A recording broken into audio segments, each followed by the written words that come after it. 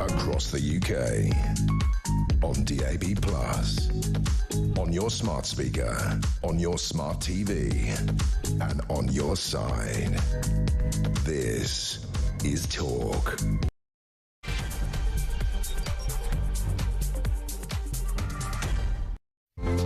Yeah, and stay out. Julia, back in a week or more. We look forward to that. It's the home of common sense. Lots going on at this end. I tell you, we are absolutely rammed. Listen to this. The UK population will reach 74.3 million by 2010. But what is it driven by? Yep, immigration. Critics warn immigration strains public services, 1.26 million foreign nationals on universal credit. The list goes on. How do we address the UK population crisis? I'll come back to that in just a moment. Equally as confusing, my head is utterly bamboozled on this one. 16 and 17-year-olds will gain the right to vote in UK elections. That adds 9.5 million voters to the electoral roll. The reforms aim to boost engagement, expand voter ID options, and close loopholes on foreign donations. Oh, and to get Labour to win another term in power. And a 2022 data leak endangered 100,000 Afghans, as you are now aware, who supported UK forces. But of course, what's happening now are the lawsuits are going to follow, and a £1 billion compensation bill is on the way. The government, of course, concealed the breach under that super injunction, now facing criticism for secrecy and calls for more accountability. It's an expensive error, kids. We'll have more on that as well. Everything you need to know, all the breaking news right here on Talk 0344 499 1000. By the way, in answer to the question, should 16, 17-year-olds get the vote? The answer is unequivocally no. It's just stupid. It's just silly. There are some things in life you have to go, do you know what? Getting the vote, there's loads of people that shouldn't get the vote. We know that. If you had to do sort of an intelligence test, it doesn't mean academic intelligence. You haven't got to have read Plato's Republic in order to go to a voting booth. But I think you have to somehow try and find a line that you could draw. And I think once you get to 18, possibly even 20, that seems to be more in the ballpark of when your head starts to engage a little more. 16, get it, voting at 16. It's a preposterous idea. Thoughts on that as well. And this, the UK population is declining. Now, that never sounds, when you say it out loud, never sounds like the biggest headline. But in many respects, the implications here are absolutely vast. I mean, almost the story, there's no bigger story in some senses. Game-changing, huge economic impacts, production, productivity, GDP, employment, the colossal health and social care implications. Worse, of course, a declining population can result in financial collapse, taking a nation back decades with no discernible way of moving forward. These are the kind of problems. If you don't have the manpower to work, produce or earn money, then you grind to a halt. It's kind of that simple. If your population doesn't continue and it declines, you grind to a halt. So it won't happen tomorrow, but as we move forward, the implications and the effects of this will be huge. Tax revenues won't exist in anywhere near like the same numbers. So how does a country pay for itself if we can't produce and create wealth? How does it pay for its increasing elderly population? Yes, population growth is no minor issue. It's absolutely central to survival. But of course, it's not happening right now, as in like today or tomorrow, so we tend to kind of gloss over it. But there is good news and there is bad news. Check this out. The good news is the UK's population will rise faster than any major EU country. Good news indeed. We'll be leading the way. Belgium won't know what's hit it. The downside, our impressive increase, is down to immigration. Britain's population is predicted to increase by 6.8%. from 69.6 million to 74.3 million by 2100. This is the United Nations' latest prediction. Only Luxembourg, which, do you know the population of Luxembourg? Hands up at the back. 672,000. You don't get more dinky than that. It's expected to rise by more than 10% in Luxembourg, but the United Nations estimate that the cumulative net migration to the UK will total 14.3 million by the end of the century, fueling a population rise. So net migration will total 14.3 million by the end of the century. What year are we in? 2025. So that's 75 years away. Most of us won't be around in 75 years' time to experience that, but we'll experience the incremental effects of this. Just 3 of the 27 EU member states will see their populations increase between now and 2100.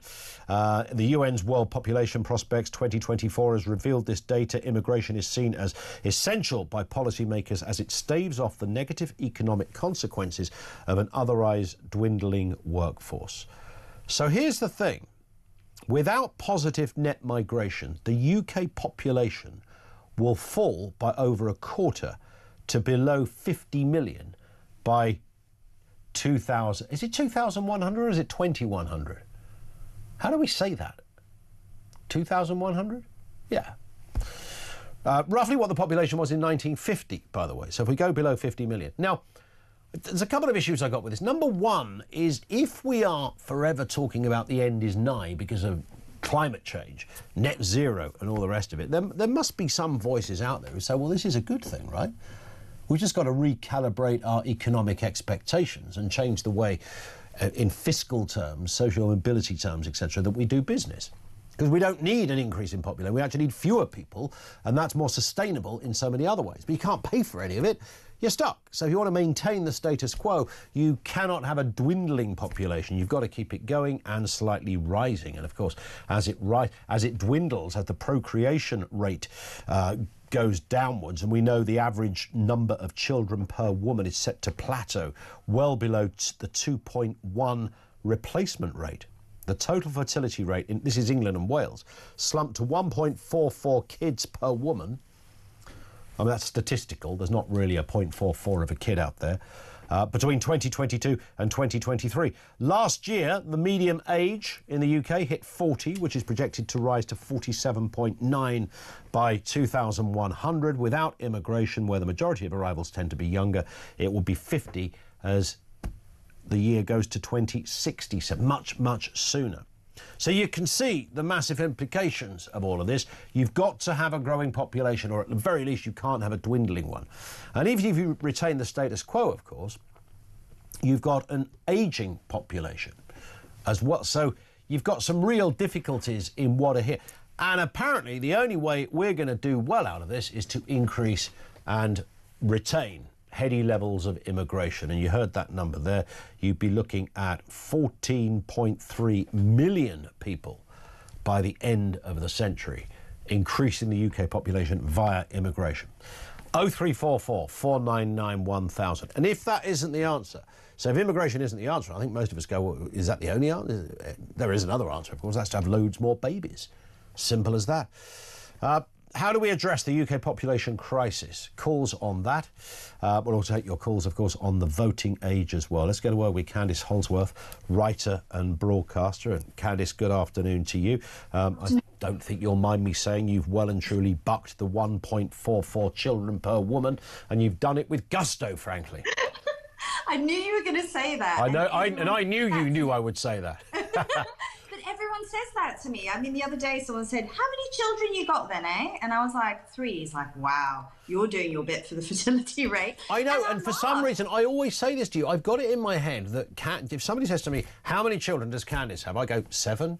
And I don't know where I got that from. Because I remember when you had your third, just over a year ago, maybe slightly more? Yes. Yeah, so, a year ago. Yeah. So, yeah, 3 kids, but you are over the average. So you're doing your bit for population. That's the point. I never imagined that, when I was younger and I thought about having kids. I never thought I'd be, given a medal. Indeed, yes. I think there's probably an OBE in this somewhere along the line, certainly as we move forward. But that's where we're at. And apparently, if there aren't more people like you, and I've got 2, so also Sam in our studio's got 2. So between the 3 of us, we're all over the current average of fertility rates. So that's good, but not enough people are doing their bit. No, and it's all over the world. I mean, there's a few places where people are bucking this trend. There's Israel in the Middle East. There's sub-Saharan Africa, and interestingly enough, apparently Kazakhstan as well. That's also a place which is above average fertility rate. I think people always talk about economic reasons. They'll talk about the cost of living, expensive housing. That people, focus on their careers till they're in their mid-30s. But I think what a lot of people miss is there's also a deeper cultural malaise. Because I promise you, if you go to any of these countries, like middle-income African countries or Israel, you will see there is just a different attitude to children and families. Sure. Children are loved. They are absolutely loved. I mean, whenever we travel back to South Africa to visit family, I'm always amazed at how much attention my children get. People really, really, really, really love kids in those societies. And over here we hate kids. Is that roughly where we're at? Do you know what? Because they're a nuisance. I don't know. I don't think we're quite at that level yet. So people tell me in South Korea, which has the lowest fertility rate in the world, actually it has become a bit anti-child. And you'll often go to places where there are signs saying no children or no playing games. And children are treated as an irritant. They are. So you can get to that point where you have so few children in your society that you stop remembering what children are like and you stop taking joy in all the things that children are. I mean, the fact that children are meant to be irrational, aren't they? They're meant to be a bit mad. I mean, my little boy had a meltdown this morning because he wanted to see if a package had arrived that we'd ordered with some Pokemon cards in. So at 6 a.m. he asked me to open the front door. Yes. And to open the front door, there's a couple of locks on it. And he got annoyed. He thought we locked the door so the dog wouldn't get out. That was his thinking. And he said to me, "Why do you do this? Bella doesn't even have arms. She has paws." And that was his rationale. And it was brilliant because the seriousness on his face, like he just imparted the greatest piece of wisdom about home security ever. Now, that's great because they're meant to be bonkers. But, of course, the reality is people are opting not to have them. I know. Look, I think a lot of it is economic. I do think that, I look at where I live. So it's like on the outskirts of London. It was a place that wasn't really considered a nice place to live, certainly not aspirational. But loads of people, young families, have moved in for cheaper housing. So now the area where I live, the average age is 36. It's 36. I mean, in the past, people probably wouldn't have moved here if they had a young family, but they do now. So I think that the economic aspect is a huge one. But I do think that I think the problem is that there isn't that same joy that you get in cultures that are maybe still more religious, because, like a lot in Africa, in places like Israel, I don't know about Kazakhstan, I can't speak about that. People are still quite religious, so they will have those small c conservative values where becoming a mother, becoming a father, having children, family, that's still a very integral part of their culture. Whereas I think our culture is more individualistic. And I think when you're more individualistic, sometimes those caring obligations, like for children, for older people, they can seem like a pain. But what I would say, though, is that like the aesthetics of family or motherhood or parenthood are still very popular. I mean, I don't know if you know the Instagram account, Ballerina Farm. I mean, it's massive. It's like one of the biggest Instagram accounts. And it's this Mormon woman who lives in like rural Utah with 8 kids. I mean, she's absolutely gorgeous, living on some farm somewhere. And people lap it up. They absolutely love that. And I'm not saying that we should all live that lifestyle. Sure. But it reveals something about what people still find desirable. She's admired, she's loved for what she does, even though most people can't live that lifestyle. So I do, I wonder if in order to have more kids, we need a cultural shift. People do need to start valuing parenthood. They do need to start valuing family, seeing that as an important thing. But then it can be hard to get to that point if people just, if they think that they're going to have to parent in dire economic circumstances. So there's those two things we need to fix, and we somehow need to marry them up together. 100%. And, but, let's start the great... we did it a couple of weeks ago, the Great Reproduction Programme. And maybe, as we discussed on the show, we were asking people literally to kind of make a baby while we were on air, because we thought that might be a good way to do it and a fun way to do it. I don't know. I was just trying to do my bit, Candice. Why not? Yeah, exactly. I wonder if that's ever happened. Conceive on air. Listen, let's move to this story as well. I mentioned this one at the top. The government said to be giving young people the right to vote in the biggest electoral reform in the UK since 1969. Let's have a reminder of what Keir Starmer said on this very issue. We will definitely get it done. It's a manifesto commitment and we intend to honour it. I think that if you're old enough to go out to work, if you're old enough to pay your taxes, then you are entitled to have a say on how your taxes are spent. And also we do have voting at a younger age in different parts of the United Kingdom, and the sky didn't fall in. It's a commitment we made, it's a commitment we intend to keep. He looks very happy about that, and I think he probably looks happy, Candice, because he knows it's massively in his own interest.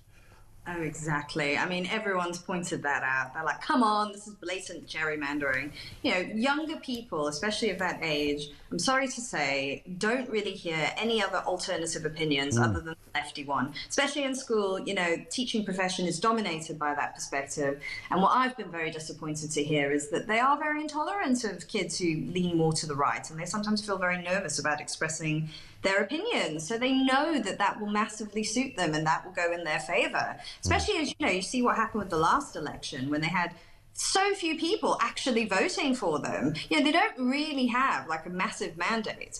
And I think most people look at this and they think kids at that age are just not mature enough to vote. I mean, you even look at 18-year-olds, for instance. They have such a low turnout of elections. Yeah. They don't really engage that deeply. But I wonder when this comes in, if, you know, for the first time, there'll be a bit of a furore and a momentum behind it. So maybe more will go. We were talking in the office to we've got a couple of work experience guys with us, and both of those they're 17. One said you should be able to vote, the other said you shouldn't. But the one that said you shouldn't also said some people in older age groups shouldn't. She said my nan shouldn't be able to vote either. So she was she was quite consistent in some respects. But that's it, though. That's people sort of get into that. They don't like, and you know, I sort of went into that a little bit, which isn't good. Is, you know, I was sort of saying, well, you know, they all lean to the left. Yeah. You know, what I would be happy with is if in schools I knew that kids were being taught to develop their own opinion, to self-express, that teachers would be more neutral. I mean, I was very shocked. A teacher told me that he was teaching during the Brexit vote, and he's openly supported Brexit, which kind of made him a bit of an outcast with the other teachers. Sure. But he said that when the kids found out he supported Brexit, some of them would sort of sidle up to him and whisper their support. Wow. Because he was seen as a safe person to talk to about that. And I just found that deeply shocking. I was like, at that age, people should be learning to be confident in their opinions, learning to debate, be tolerant of other people. That's so important. Sure. And you might think so. And if I knew that was happening, maybe I would be happier with 16-year-olds being able to vote. But I don't think it is. And I think most people worry that they're being horribly indoctrinated in the schools, and the Labour Party is just exploiting that. Although I'm not sure they're fully aware of that, but they just know they lean that way. Yeah. Spot on. Candice, stay with us. We'll have more stories on the way. Over to you as well, 03444 499 1000. We'll talk about the voting thing, 16, 17-year-olds in the voting booth, yes or no. And also, how do we address the UK population crisis? We are declining, but immigration is stopping that decline, and we need to keep the numbers up. So what's the answer to that one? Details on the way and comment from you coming too. If you want to send a voice note, you can bypass the queue. Do that now. If you want to send a voice note, get in there early doors, 0344 499 1000. And you can message on 87222.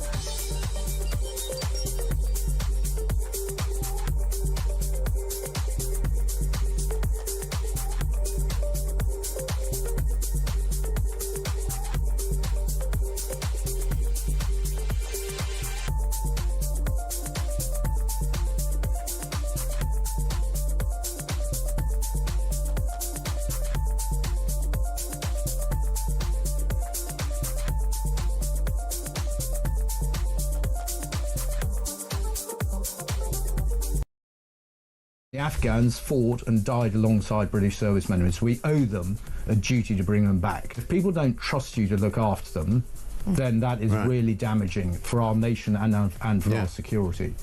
And we had the debacle of the Afghan withdrawal from Kabul in 2021, which sent shockwaves amongst our allies who are saying, are we going to trust you again in the future? We've got a common enemy in Russia. We're trying to build a coalition. Will people trust us to stick with them, not just during a fight, but after that?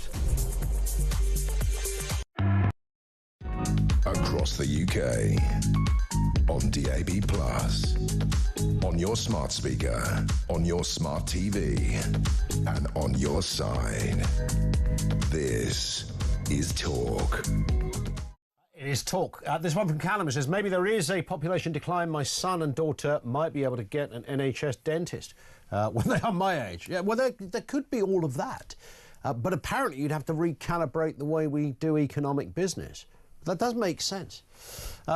This one says, from George, if the population reduced by stopping immigration, then the quality of life would improve. This would encourage Indigenous parents to have more kids. Problem solved. That's a good way of looking at it. We've got Candice Holdsworth with us looking at the big stories of the day. Let's move to this one. It's that big fat compensation bill that is coming down the tracks, Candice. £1 billion after those names were leaked by some MOD official in some capacity. The Defence Secretary says he's not focused on blaming anyone. I don't know why I wouldn't blame anybody. Let's hear what John Healey said yesterday on Sky News. As far as the individual goes, I'm not going to launch a witch hunt or point the finger at him. Those were if people have such a make up such a monumental error in a position of responsibility that puts people's lives at risk, it's not a witch hunt to seek them out and reprimand them, is it? I'm sorry, those were decisions that would have been taken at the time. This goes much bigger than the mistaken actions of a single individual. The mistaken actions of a single individual. Your mum, you thought somebody's head might roll on something as literally as seismic as this. I mean, this is massive. It is. It is. I don't think in government, I wonder, although more information has come out, they really understood just how badly the public would react to this. I mean, there's an article in the Telegraph today saying some ministers really did oppose it, and they opposed it strongly, and they were like, we can't do this, but they just pushed ahead with it anyway. I mean, this is very politically toxic. This is hugely politically toxic, not just for the prior Conservative government, but for the Labour government as well, because no one's going to believe them now when they say we don't have any money for things. They're going to be like, well, look what you're spending money on. What compensation scheme for foreign citizens when our own are getting their winter fuel payments cut off?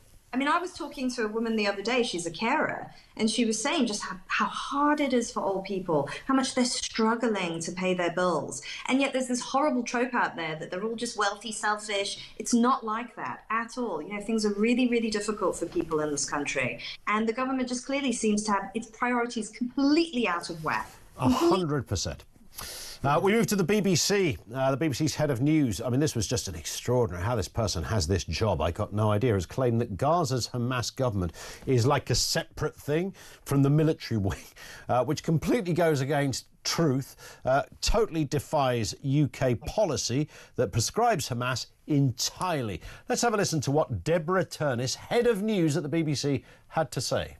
I think it's really important that we are clear that Abdullah's father was a deputy agriculture minister and therefore, was a member of the Hamas-run government, which is different to being part of the military wing of Hamas.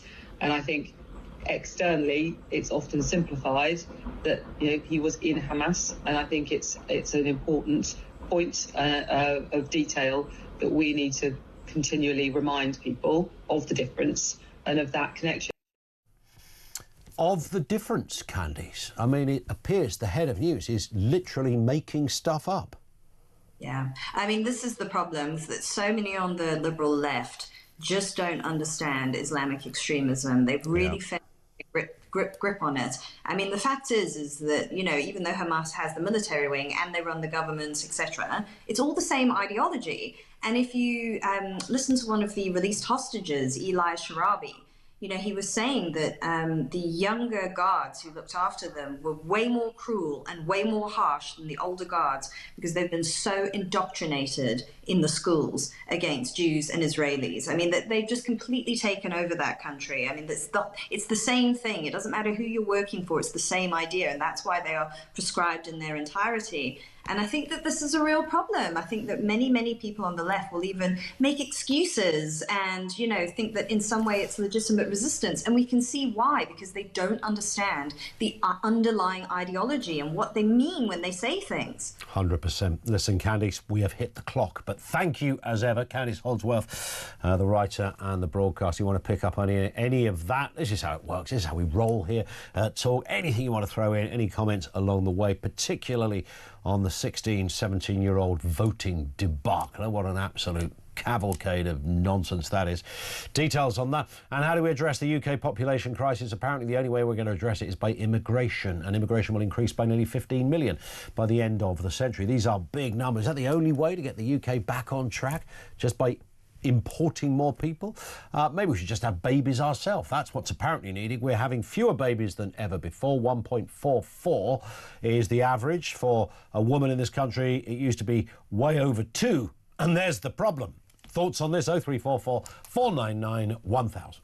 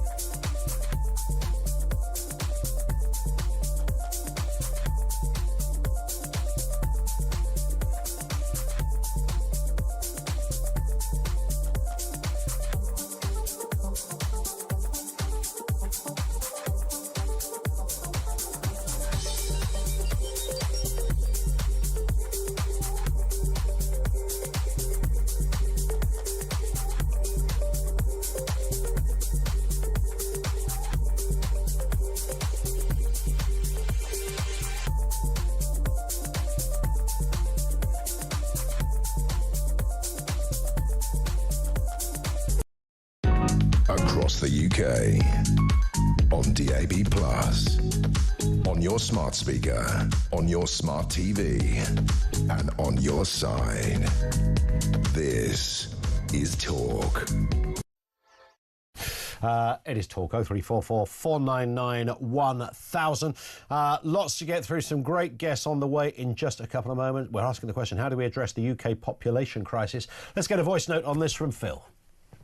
Well, maybe the people that are on benefits will be able to afford to have children. Their financial obligation and outgoings are covered. The people that are working, are going to university, will not be able to afford to have children, as they can't even afford to get a house, let alone have children. Then begs the question, what is going to be the level of education and intelligence of the offspring? I'll leave it there.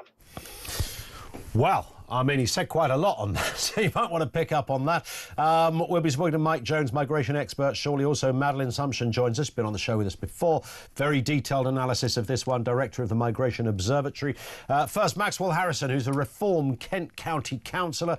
I know it's a big hot issue, of course, in the country, Maxwell, particularly in Kent. It's also my neck of the woods, but it seems there's an irredeemable reality here. According to this research, at least, if we want to retain population and succeed economically, we need immigration. What do you say about that?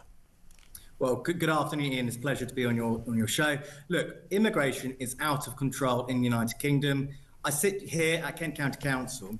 Just next to me is Maidstone Prison. Now they have 570 prisoners. 99% of them are foreign criminals. And then, of course, on the Isle of Sheppey, which I represent, 18% of all the prisoners on the island's prison at HMP Elmley, again, are foreign criminals. We have a massive problem where our population is exploding, it's out of control. We don't need net zero as a green energy sort of policy. We need net zero migration to hold it back, to control the reins, to ensure that the strains that are currently being put on our public services is ended, is ceased, that we can put the British people at the front of the queue in their own country, and actually to have some sense of normality and common sense once again in terms of our policies going forward. And there will be people who naturally agree with what you said. The reality of this, however, is that without positive net migration, the UK population will fall by over a quarter to below 50 million inside of this century, before the end of this century. The consequences of that are absolutely vast. It takes us back to the 1950s. I'd say it's nonsense. There's a reason why proponents, particularly on the left, want us to have mass uncontrolled immigration. It's because actually right now it's too expensive for people, particularly young people, to actually start and have a family. You know, of course, now people are having less and less children because you can't afford it. We don't have an entrepreneurial spirit. We don't have an economy which is booming or thriving. You know, our economy, I think between now and next year, we might even have to go to the IMF. We're nearly as bad as Greece. So we don't have the right conditions, actually, for those who are born here, raised here, to actually want to have large families, to go and do well. We just don't have it, Ian. That's why our country is on collapse. And the left's argument to suggest that we need mass foreign immigration to deal with this problem is nonsense. Actually, let's have some common sense. Let's have some tax incentives to start families. Let's make the threshold for tax start at £20,000, and maybe we might actually be able to afford having children going forward. So we need almost a national procreation programme. Could that be in the Reform Manifesto? I don't know. You'd have to ask those who make the Reform Manifesto. But look, we have to be pro-family. That's why Reform UK is doing so well. I mean, in the Kent County Council elections, from a standing start of 0, we won 57 seats in May.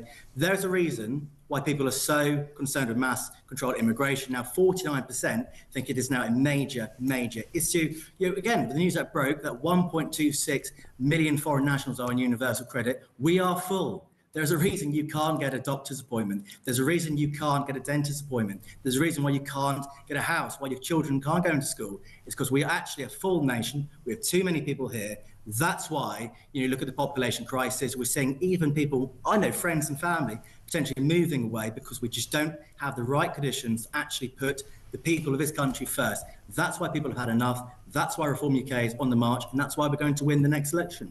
Maxwell, great to have you on with us. Thank you, sir. Maxwell Harrison, Kent County Councillor for the Reform UK Party. They now control that. Let's get a different kind of angle on this. Madeline Sumption, Director of the Migration Observatory, based at the University of Oxford. Madeline, nice to have you back with us. Look, I know you're not here to respond to politicians, as it were. Look, he's a Reform councillor. He would say all of that. That's his kind of party policy. It's a democracy, that's fine. But there is a reality here, isn't there? And maybe he was missing that reality that, look, we are declining as a population. And the only way it appears, at the moment at least, that that's being addressed is by immigration. Yeah, so this is relatively new. In the past, it was often the case that basically we had immigration, and then we also had more babies being born in the UK than people dying, and so we had both natural increase and immigration. What's different, what's just sort of changing around now in the demographics of the UK is that going forward, all population growth in the UK is expected to come from immigration. We're not currently at a point where we need to be worried about population decline. That regardless of the numbers that you plug into those models, you tend to have some population growth for the next couple of decades at least anyway. So it's a balance. I think population decline can be a really big problem for countries. It can mean that you start to basically not have enough taxpayers to pay for the retired population. If you have population growth that's really rapid, that also can create pressures because you need to build new infrastructure, schools, hospitals, roads, trains, and all of that. Someone has to pay for it. And so there's it's very difficult to say what is the Goldilocks position in the middle, but But broadly speaking, I think you can have challenges when you have too much, when you have too much population decline, and also when you have very rapid population growth. I said at the beginning that it's one of those subjects, isn't it? If you say to most people, we've got a declining population, it doesn't really create a major headline, certainly in someone's head. It's only when you look forward as to what the economic implications are of a declining population, you think, oh crikey, actually this is not just serious, this is really serious. And unless we, of course, were to, I suppose, construct a different kind of economy. I don't know. I mean, there are some people who do agitate for a smaller population, some from an environmental perspective, for example. But a lot of things would have to change. And as I said at the beginning, or just a moment ago, it would mean that without the numbers we have coming into the country, our population would resemble something of the 1950s.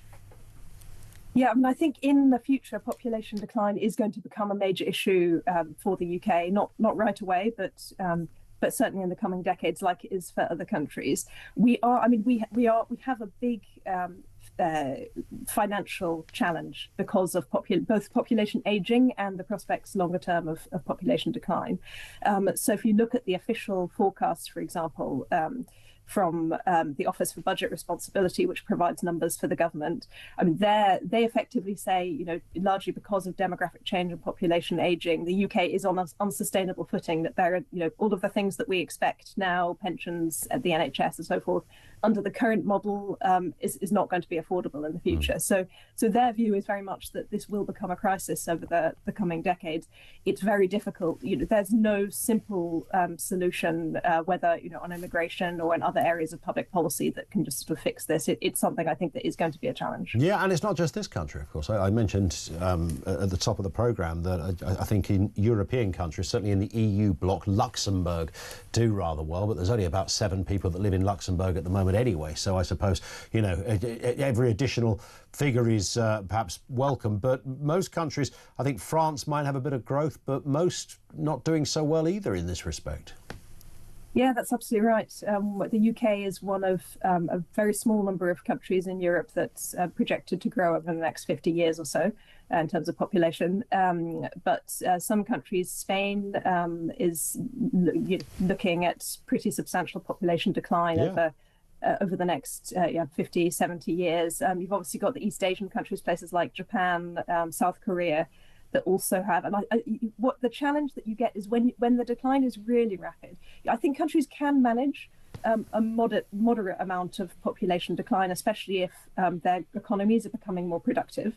But it's when it's really rapid, and so you have these kind of big drops in the number of working age people that there are to support the retired population. That's where you start to get to challenge. The UK is not in that position at the moment, but it will. There will be challenges down the line, like for all of these other countries. I'm just wondering as well, just sort of thinking aloud here, Madeleine, about other aspects that will be major factors in what a Western economy looks like. Artificial intelligence is no longer a sort of side dish point that is about boys and their toys. This is about a genuine shift in how we function. It's been said by many that most first world economies need to look very closely at how employment works, because large swathes, in the millions, some are predicting, in each country, jobs will be lost to artificial intelligence. So would those factors kind of feed into this as well in some respects? Because based on that, some might say, well,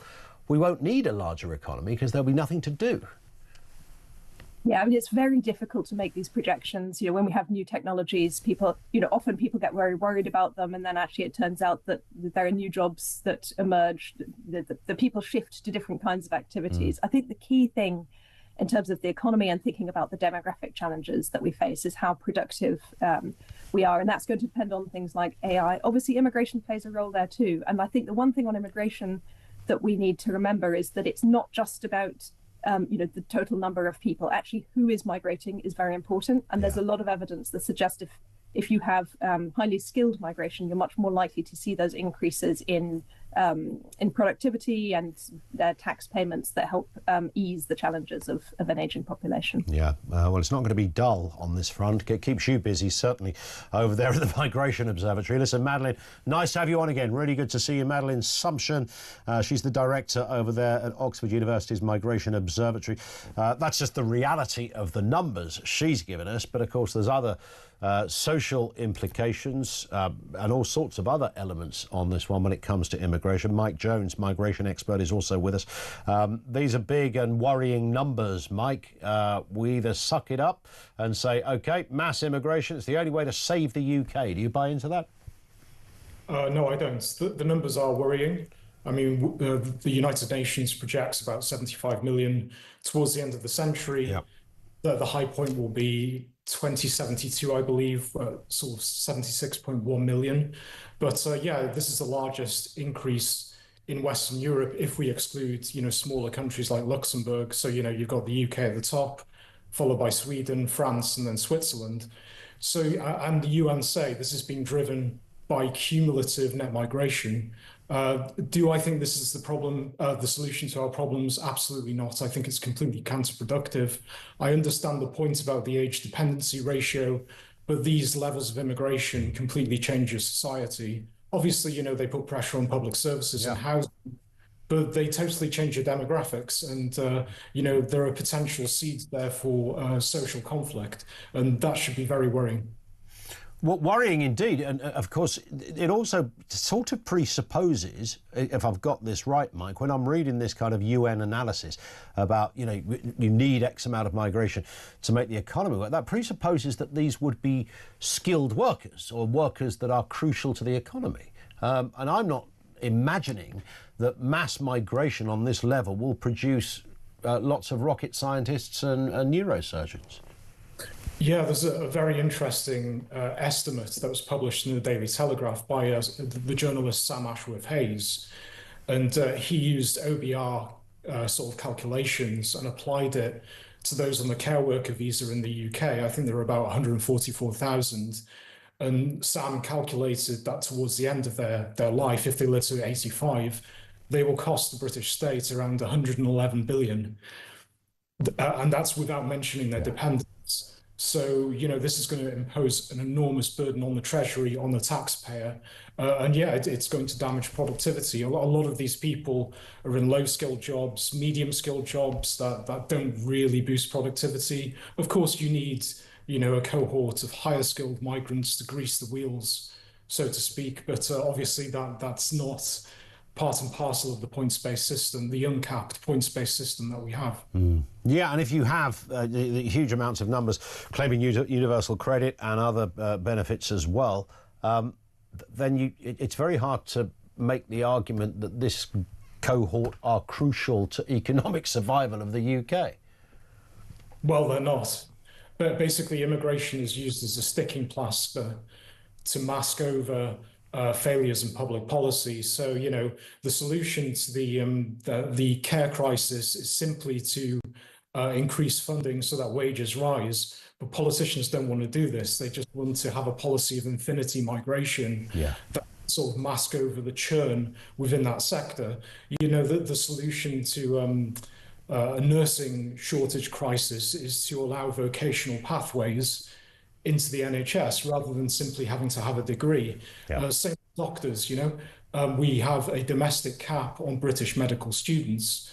Remove the cap, it's ridiculous. So there are domestic solutions to these problems, but politicians, having such a short-term outlook, don't want to take those tough decisions. Yeah, I think that's a great point. The short-term outlook is probably what's killing us. Plus, most of them are bloody hopeless as well. There is that too. Listen, Mike, great to have you on again. Mike Jones, migration expert. So where do you stand on this? I mean, it is a bit of a confused picture. It's a fascinating one, though, that according to this analysis, the UK population is declining, and the only way for it to stop declining is immigration. Britain's population predicted to increase by 6.8%. That's because of immigration.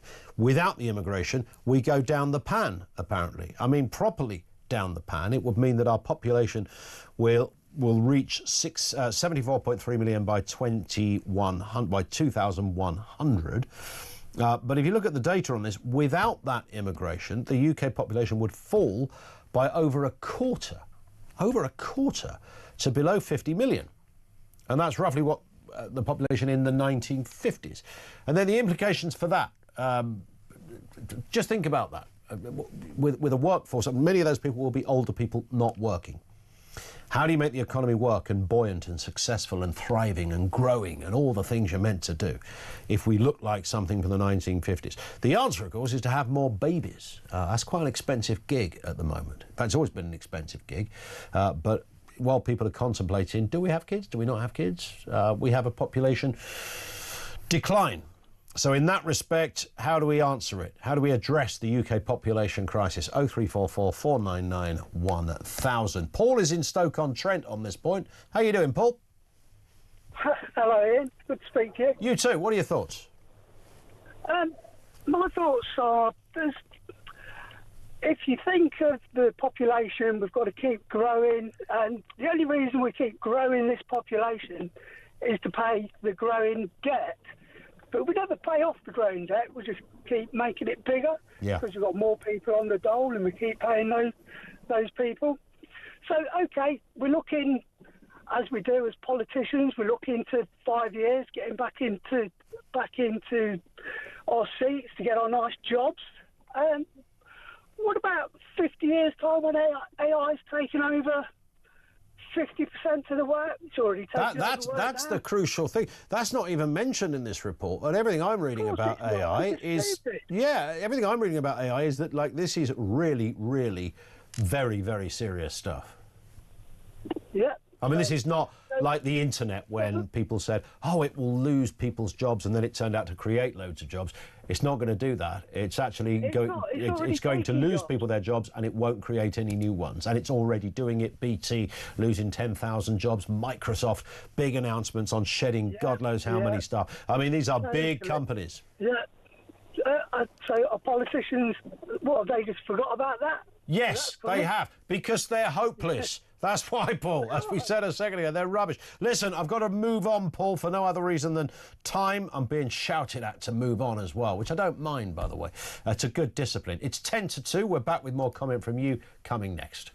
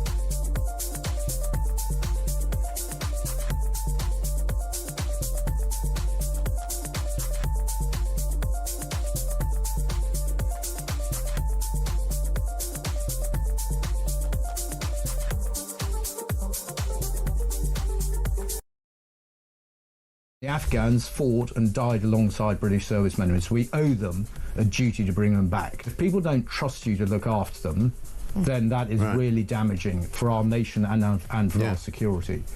And we had the debacle of the Afghan withdrawal from Kabul in 2021, which sent shockwaves amongst our allies who are saying, are we going to trust you again in the future? We've got a common enemy in Russia. We're trying to build a coalition. Will people trust us to stick with them, not just during a fight, but after that? Across the UK, on DAB+, on your smart speaker, on your smart TV, and on your side.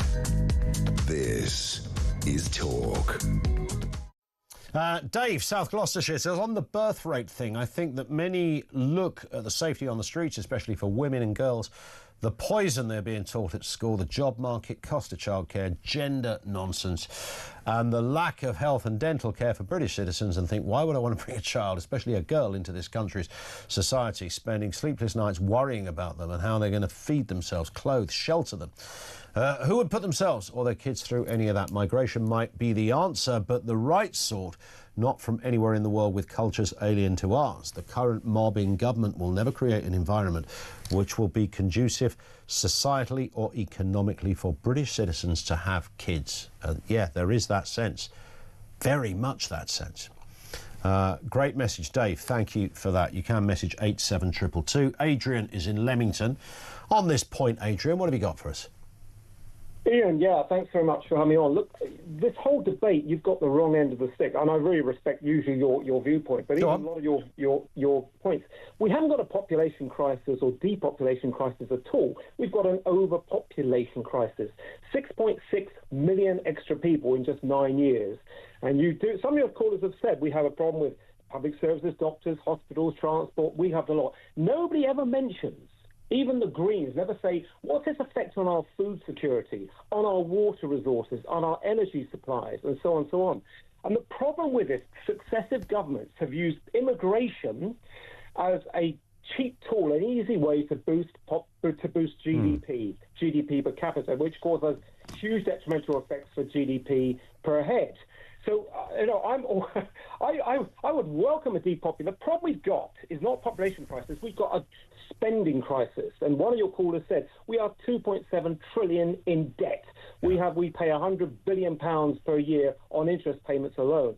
What we've got to look, and this is where it's about joining the dots on the sustainability umbrella, economy, society, join all the dots together, look at the impacts, look at the trade-offs. I agree. And this report, to be fair, wasn't purporting to come up with all of the answers. This was, and by the way, they weren't my words on this, Adrian. I was just simply reflecting and reading what this latest report shows, which suggests that without immigration, we're stuffed. Well, I disagree. The problem we've got is because we're stuffed because we are spending beyond our means. I'm a patron of Population Matters and I'm a sustainability campaigner for 18 years. We are spending way beyond our means. What we need to do, Ian, is not just cut public spending, but cull it. So a possible reducing population or a stable population, nothing can pay for the taxes of the old people. And you can cull public spending without causing austerity. HS2, net zero subsidies, quangos, the lot. You could save 100 billion plus per year by doing this. A small state is what we need. Indeed, I hear it, and I think notionally I'd absolutely agree with it. I'm sure there's somebody out there that will say, yeah, sounds like a good idea, but put it into practice, who knows? Listen, I've got to move. Adrian, great call, thank you very much. Let's go to the other subject here.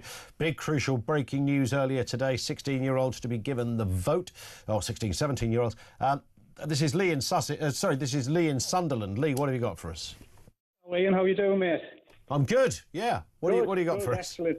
I'm going to be upbeat about I'm going to take the white pill and be upbeat about the vote. Yeah. With, the 16, 17-year-olds. Yeah, go on. Are you in favour of this, Lee?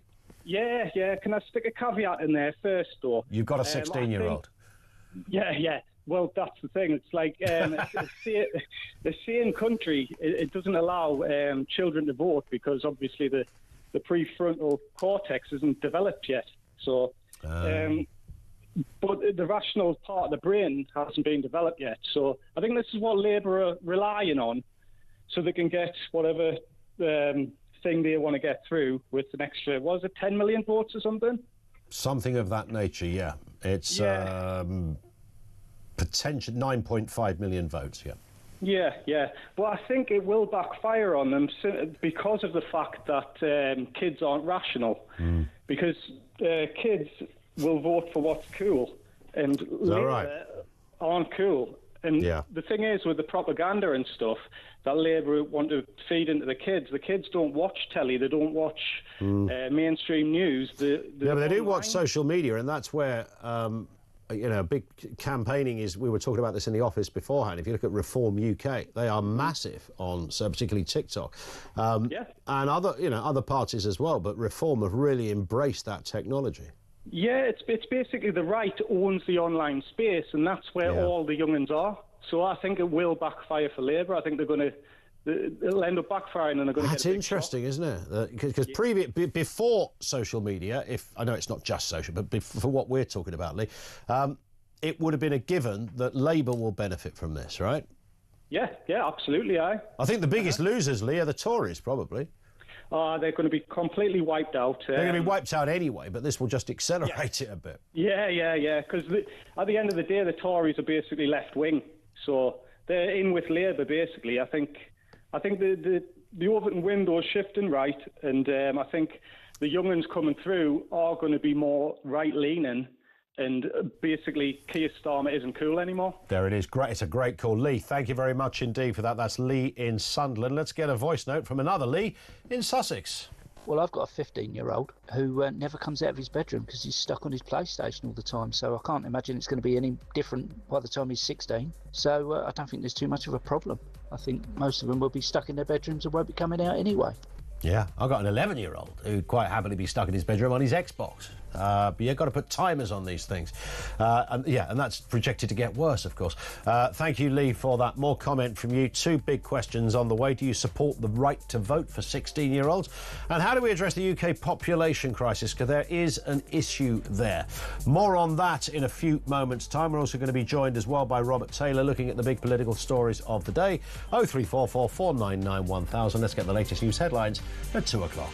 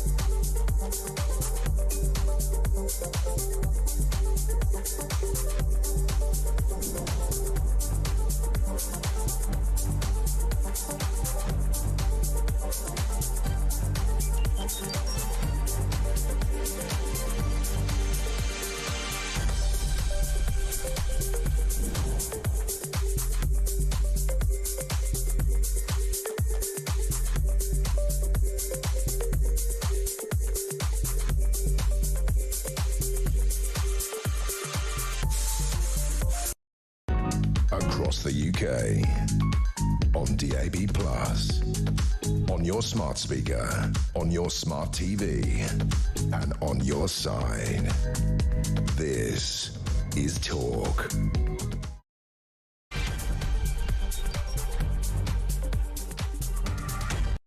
Three minutes after 2 o'clock. Welcome back to the home of common sense. What have we got? Loads coming up. The UK population reaching 74, so I said that in one sentence, 74.3 million by 2100. That is driven mostly by immigration. 4.3 million migrants making up that number. These are huge numbers we're dealing with here. Critics warn immigration strains public services with 1.26 million foreign nationals on universal credit. What would be the point in importing masses of people if they were going to find themselves in that area of benefit claiming? That's not a criticism, that might just be a reality. Also this afternoon, 16 and 17-year-olds will gain the vote in UK elections. That adds 9.5 million voters to the electoral roll. The reform aims to boost engagement, expand voter ID options, close loopholes, and of course help win Labour the next election. And Prevent faces criticism for failing to address online radicalisation among young digital natives, with 40% of referrals aged between 11 and 15. This is deeply disturbing stuff. That's one of those areas you just know so many of the wrong people will be working in it. People who only see the good when there is demonstrably and evidently the bad. We'll have more on that as well. Everything you need to know, all the breaking news right here on Talk. 0344 499 1000. Dave says the question of votes for 16 to 17-year-olds should be put to a referendum. Starmer won't do this because he's a coward, and the last thing he wants is for the British people to have any sort of say in what he and his dreadful government are doing for their own ambitions and oppressive aims, says Dave. I like it. Joanna in Salisbury, 16-year-olds postal voting, like women of certain groups, some that don't even speak English. I'd be surprised if the head of the house chooses who they vote for. Yeah, you could be right. And one here from Mike in Bristol referenced the decrease of population. These figures regarding the decrease, shouldn't our government have forward planning regarding bringing people in we need? Surely it's not that hard. We're just allowing people that we want and need. And that would make the absolute difference, wouldn't it? That's a huge game changer in the subject or the issue of immigration. Nobody blinks. If you go to the NHS, your doctor is Sri Lankan or Indian or from Nigeria. Nobody blinks at that. You don't go, oh my goodness, it's a foreign doctor. Nobody cares. I mean, it's like, thank God there's a qualified doctor there. That's been the case forever. I've never gone to an NHS in my life, and it hasn't been full of people from other countries, and you respect the fact that these are qualified, highly intelligent, qualified people. But how many who are coming in, which is the issue, fall into that category of rocket scientists or neurosurgeons? Let's get a word on this and the other big stories of the day. Robert Taylor back with us, the journalist and the broadcaster. Afternoon to you, Robert. Hello, Ian. Nice to have you with us. Now listen, population, we've got a problem here. We're not procreating enough, so that's where the issue lies. By the time we get to 2100, if we don't start either making babies or importing other people from other countries, we are royally stuffed, so says the research. Well, yes, we're going to have 7 more million people by my calculations. If we're going to be up to 75 million, that means 7 more million people. And to put that in context, that means we've got to build 7 more Birminghams. And I would like to know where those 7 more Birminghams are going to be built. Yeah. We already have a hugely overcrowded country. We are the most overcrowded major country in Europe. If you look at England alone, where most people who come to the UK go to England, England alone has 3 times as many people per square mile as France.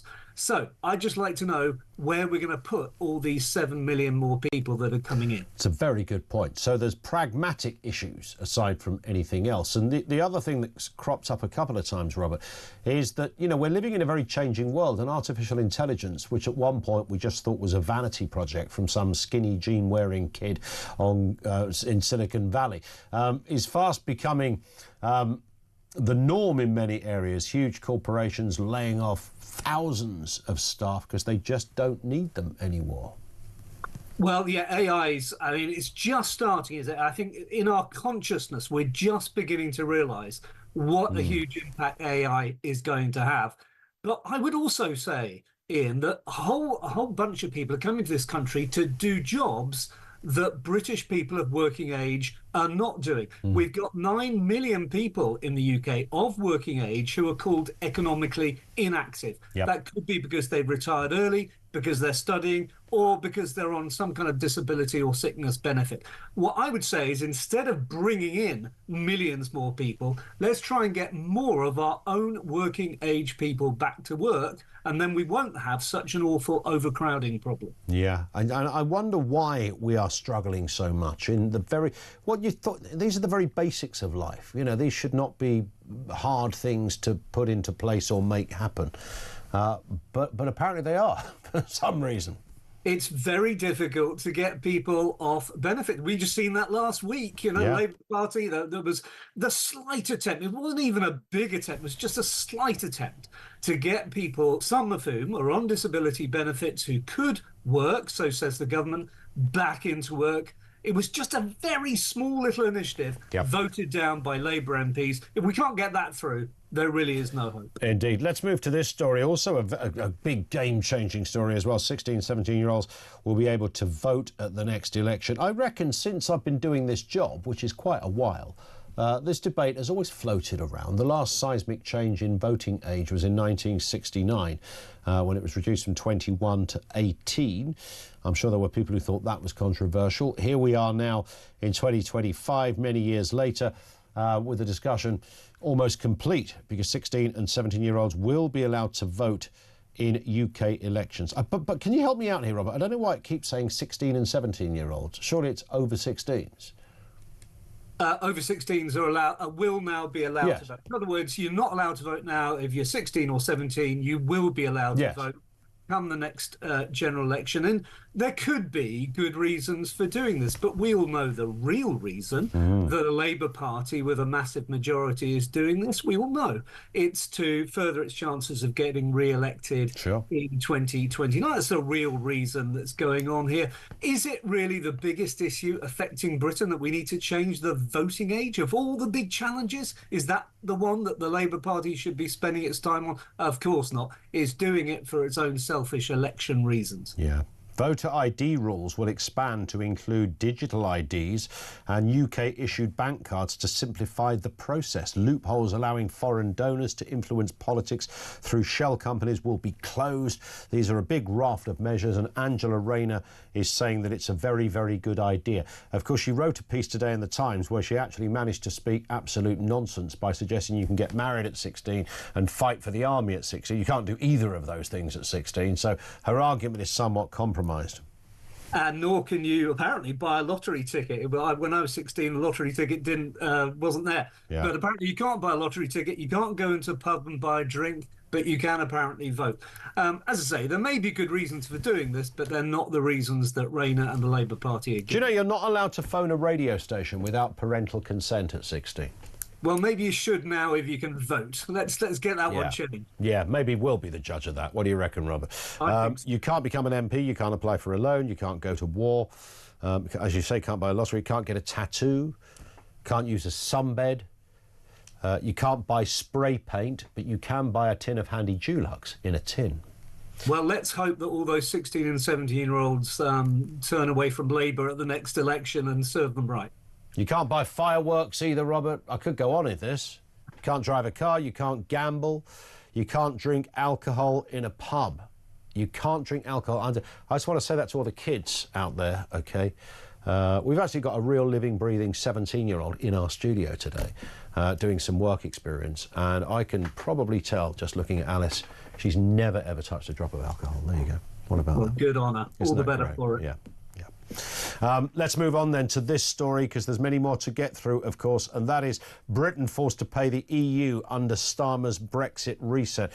Britain will pay into the EU budget, aligning the EU rules to boost trade. This wasn't meant to be the direction of travel, was it, Robert? Well, again, it's what a lot of us feared. I mean, Starmer, of course, was Remainer-in-chief, tried to overturn the Brexit referendum, then promised us that he would not get Brexit done, he would get a good Brexit completed, or whatever his strapline was. A lot of us feared that it would be, as soon as Starmer got into Downing Street, would be sort of returning to the EU bit by bit, cap in hand, by stealth.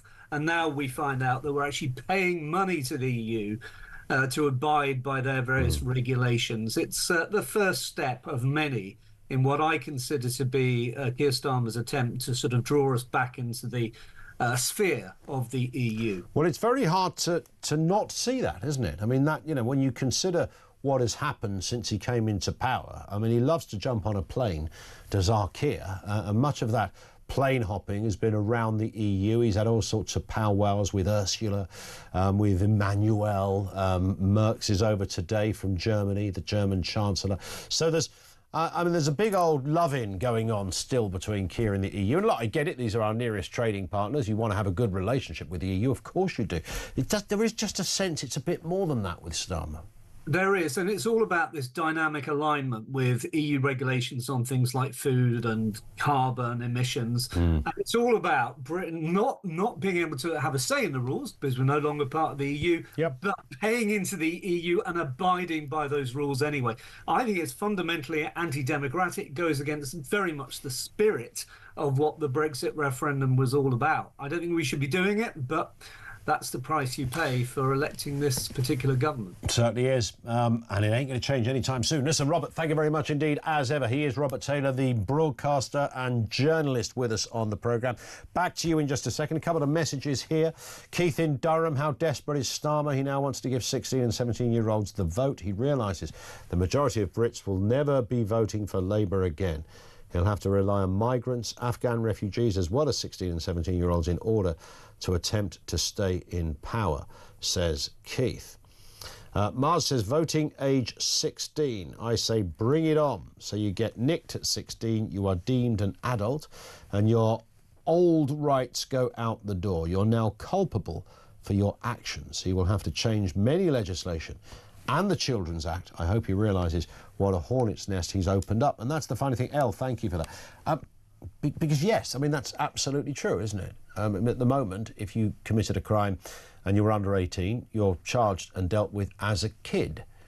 And we've seen many examples where horrific murders have taken place in recent times where the perpetrator is dealt with, and they can't be named, but they're dealt with as children, so their sentences are less. Now, if you're going to start saying, hang on a second, they're not kids, they're adults, they can have a vote, then there's a great point from Elle. You'd think that was a no-brainer. They would have to change that, wouldn't they?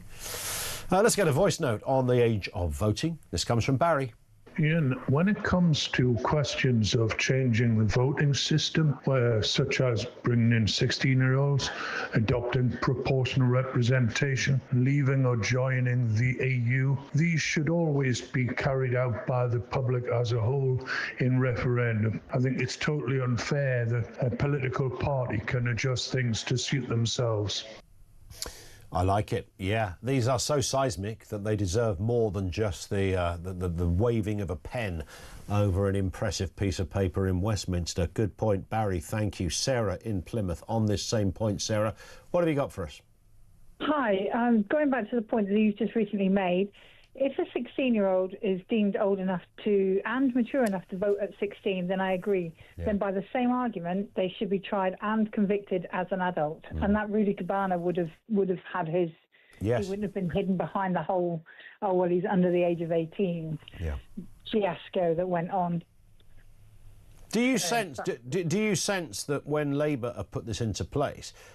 let's try and give them the benefit of the doubt here, Sarah, because the smart money says, look, they've done this because they know there's 9.5 million votes in it, potentially for them. Do you concur with that?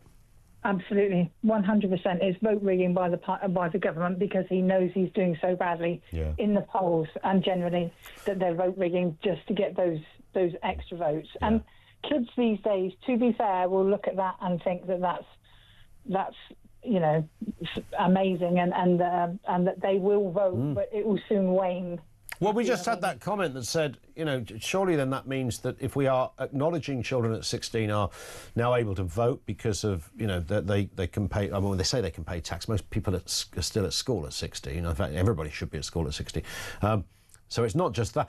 But surely you've got the issue of age of criminal responsibility. Well, that would have to change to 16, wouldn't it? And one here from Debbie in Eastbourne, Sarah, who says, surely that would mean you could be on a jury service at 16. God forbid. I can't. Can you imagine being on a jury? Oh, well, I would have died if I'd been called to be on a jury service at 16.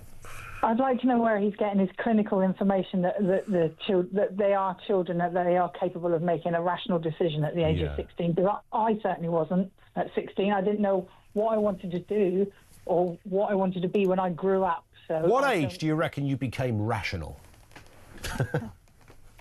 Probably around 25, to be fair. Yeah, I'd go 32, to be honest. But listen, love it. Sarah, thank you very much indeed. Yeah, what age do you become rational? Of course, the crazy thing is, in the job I've always done, and so therefore, a wide circle of mates and friends, the age range of people that I would mix with on a daily basis or even go for a drink with goes between 20 and 60, I guess, if you put it all together. So there's a wide range of characters in that, and we all know, like an 18-year-old who has a bit more wisdom than someone is about 45, and you think, how does that work? I mean, I don't know. That's the gene pool, I suppose. It just throws up so many variables that you will find very bright and engaged 16-year-olds and absolute dimwits who are 58. So you can't really work that out. But on balance, are you fully equipped to vote at the age of 16 when, by the way, you would still be doing your GCSEs? So, or would have done, right? So you're still at school. That just seems to me, when you think if you're at school, then that puts a whole new... Because I was thinking when Angela Rayner said this, there was lots of if you pay tax, you'd be able to vote. But you wouldn't be paying tax, would you? Unless you had a Saturday job or an after-school job. Have I got that right, Sam? You'd still be at school, wouldn't you? Unless you were just a bunker from school, didn't bother going, I suppose. 0344 499 1000. More from you coming up. This is Talk.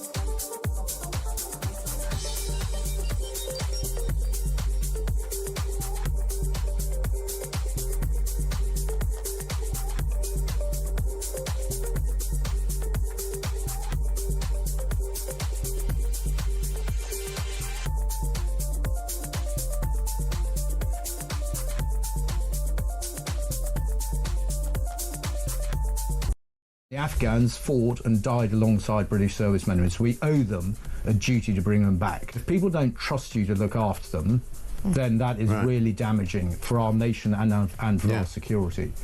And we had the debacle of the Afghan withdrawal from Kabul in 2021, which sent shockwaves amongst our allies who are saying, are we going to trust you again in the future. We've got a common enemy in Russia. Yeah. We're trying to build a coalition. Will people trust us to stick with them, not just during a fight, but after that? Across the UK, on DAB+, on your smart speaker, on your smart TV, and on your side. This is Talk. Debbie says, I think I did read this one. Didn't I? It was about the jury service. That's a really good point about the voting and the age of 16. Norman's in Dartford. Back to the population question, Norman. What are we going to do about this? Well, the population question, I think the lad from Reform, he did give you a reason why people are not having children, which was because it's the country's getting poorer. Yeah. The quality of life is not what it was when I was younger. Nope. Nothing like it. So that is why people are not having children. I mean, my grandsons have got two each, so they're abiding by the rules. Doing what they're meant to do. If it is rules, if you know what I mean. But what I really want to talk about was the BBC. I rang you up about the Glastonbury thing. Yes. And I explained to you then that I believed it wasn't a mistake, it was deliberate. Yep. And it proved to be so. It was. They had this bloke on a list. They knew who he was. What was his name? Not Bob Villain, was it? No, something like that. Anyway, you know what I mean. Right. Yeah. So then you take what this lady, head of news, said today. Yes. It's incredible that they are so arrogant that they think they can do exactly what they like. Yeah. And that goes for this Gaza business with the young lad from Hamas. Correct. Right? And that shows you they wouldn't have mattered to them if they knew who that boy was. And I've my doubts about that. But they just go ahead with it. Well, what does it matter? We'll just do it anyway. No one ever gets sacked. No one ever. The people just have to pay and pay and pay and keep these people employed on massive wages. You see what's come out today with Michael McIntyre and, oh, bloody hell, they dish out millions like there's no tomorrow. How did we go from population to this? I don't know. Well, that's the subject. I was just trying to think. There we were talking about demographic statistics, and now we're on to Michael McIntyre's pay packet. Well, it's all... Well, I was talking about to the lady who answered the phone about the BBC. I rung up when that first come up. Yeah. When you said about had this lady on, and I just don't know what the BBC should now straight away be sort of privatised or sold off, anything. But we should no longer have to put up with these people having to pay for them. 100%. 100%. Listen, Norman, love it. Thank you very much indeed for that. That is Norman in Dartford. We darted across some subjects there, didn't we? Let's go to Dave, who's down in London on that age of voting. Dave, what have you got for us? Afternoon. Hi, Ian. Before that, a quick one on population.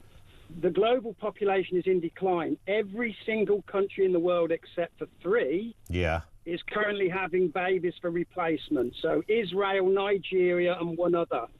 So we have to start planning for population decline anyway. Yes.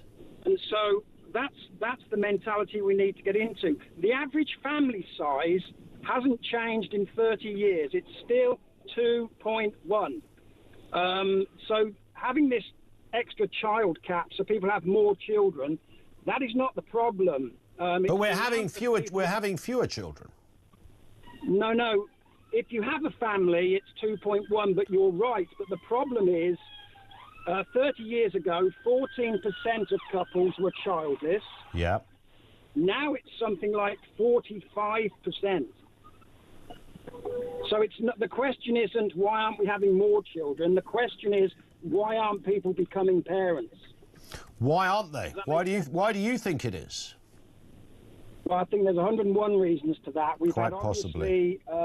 Without being sexist, we've had a situation now where women have a different role in society than what they used to have. And so women are obviously leaving it, and men are leaving it very late to have children. If you're 30 as a woman, you have a 50-50 chance of having a child. If you're 31, it drops down to 40% and so on. Sure. So women are leaving it too late. Now, briefly on the 16-year-old thing, if you're going to vote at 16, we need the consequences of 16. So Angela Rayner said, you can join the army. Well, you can't unless your parents sign the papers. So I'm assuming Angela Rayner will be saying, if we go to war with Russia, conscription starts at 16, and hopefully all politicians' children of 16 and above are going on the front line first. And secondly, on the day they pass this law, everybody in a young offenders institute that is 16 or above is now moved to an adult prison. Well, you see there, you see all of these factors: jury service, age of criminal responsibility, serving time at His Majesty's pleasure. I mean, they're all absolute relevant factors if we are going to have this seismic change based on, you know, Keir Starmer's belief that at 16 you are sufficiently an adult to cast a vote as to who should run the country. Then that will have other implications elsewhere. Dave, I'm moving on for no other reason than time. Let's go to Chris in Epsom. How you doing, Chris? A bit of time since we've spoken. Funny enough, listening to Dave just now, I asked you exactly the same about an hour and a half ago, saying that, does that mean conscription is going to drop to 16? Interesting. Now, the thing is, right... Yeah, I've got it here. So Starmer is lowering the voting age to 16 because it was a manifesto pledge.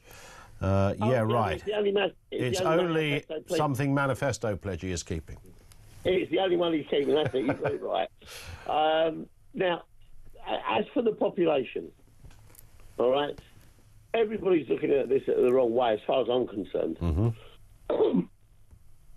I don't know if you've watched, if you looked at any of the programs on the Far East, not just China, but Vietnam, Cambodia.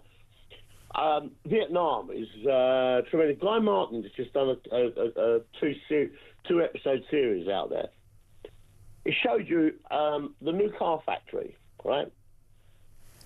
All robots. Yeah. Absolutely everything run by AI. Just a bare basic... Where was this, in Vietnam, did you say? In Vietnam, yeah. Wow. Bare basic minimum human intervention. Amazing. Now, the thing is that most things, AI is going to come into so many walks of life, you just can't believe it at the moment.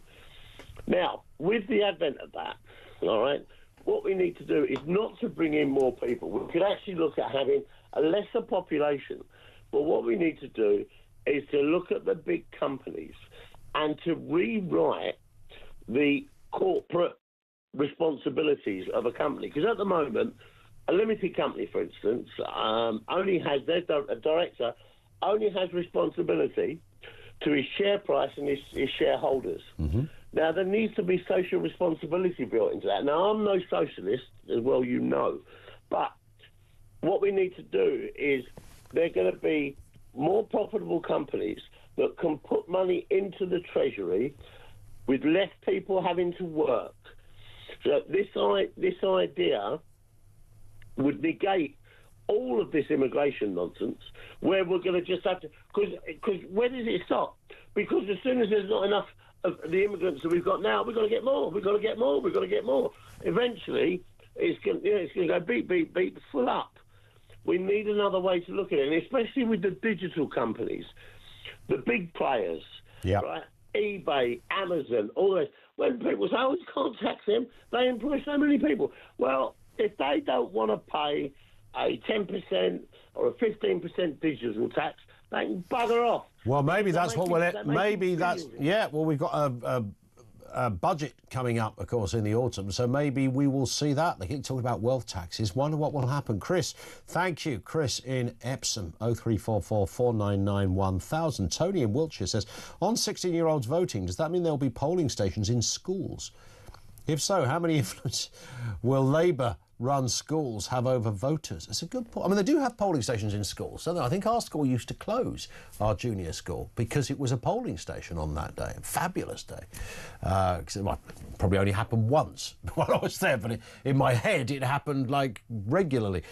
But yeah, that would become a polling station. But now you'd have the kids voting at lunchtime, just before double maths and PE. It's not a bad way to spend the day at school. 0344 499 1000. We're going to talk about the PREVENT programme in a moment, the woeful inadequacies, lethal inadequacies of the PREVENT programme. We'll do that next, right here on Talk.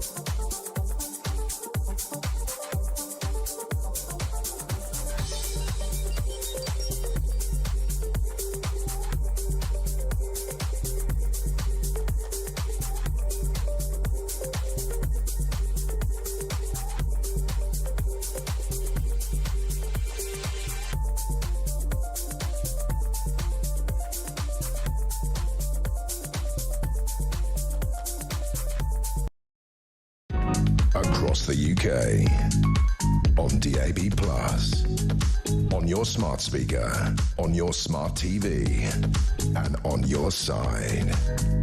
This is Talk. John in Jakarta says the Remain Brexit vote would have won easily if the 16 plus voted then. Young people wanted to stay in Europe because it was very trendy.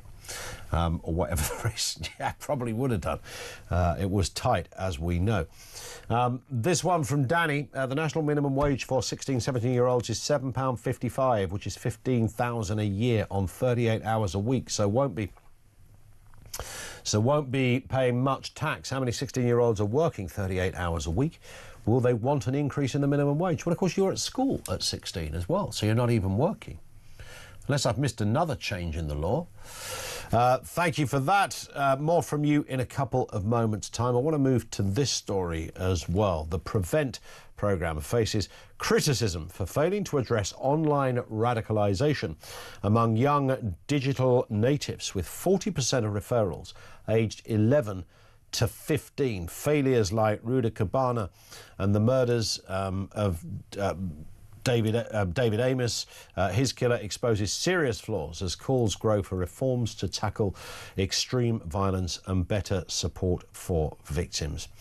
Let's get a word on this from Duncan Garden, the journalist who writes about terrorism, extremism and international security.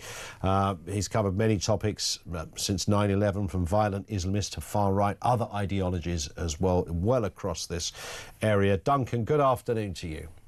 Afternoon, Ian. Nice to have you with us. So, I mean, what has gone wrong here? I was reading the story of the man responsible for David Amos's killer, and it seemed that the good and the great from PREVENT, went out and had a cup of tea and concluded he was quite a nice man after all. And I can kind of, and I say this with no qualification, so jump in, please, if I'm running away with myself here. But I sort of, a bit like the world of social work, where I sort of wonder whether there are too many people who perhaps instinctively see the good side, if that makes sense. Yeah, it kind of does in a way. I mean, these guys who are working in the Prevent program are dealing with quite a lot of people coming in their direction. So they get quite a lot of referrals, really largely from schools these days, where somebody said something, and we've all heard people saying outrageous things at school to get attention and that sort of stuff. Sure. That gets an automatic referral these days. The question is that a serious referral that we now need to act on, or is this just somebody sounding off and that we can just gently park it and move on to the next case? Yeah. In terms of where we're at the moment, I mean, we are looking at real failures here, and these are, failures of a lethal nature. I've given, two obvious examples in the intro here. Of course, and Prevent can't always work, right? Because it's not arresting somebody and it's not charging them and it's not putting them in prison. Yeah. Largely because what they're accused of is not a criminal offence. If it was, that would be the outcome. Yeah. But what they're seeking to do is to head off people who are talking about doing bad things or maybe consuming extremist material and trying to stop them before they get to that criminal stage. Yeah. And this could be, I don't know, with young people aged 11 to 15, something a teacher overhears, something that's written in a kid's diary, maybe literature that someone's seeking out online.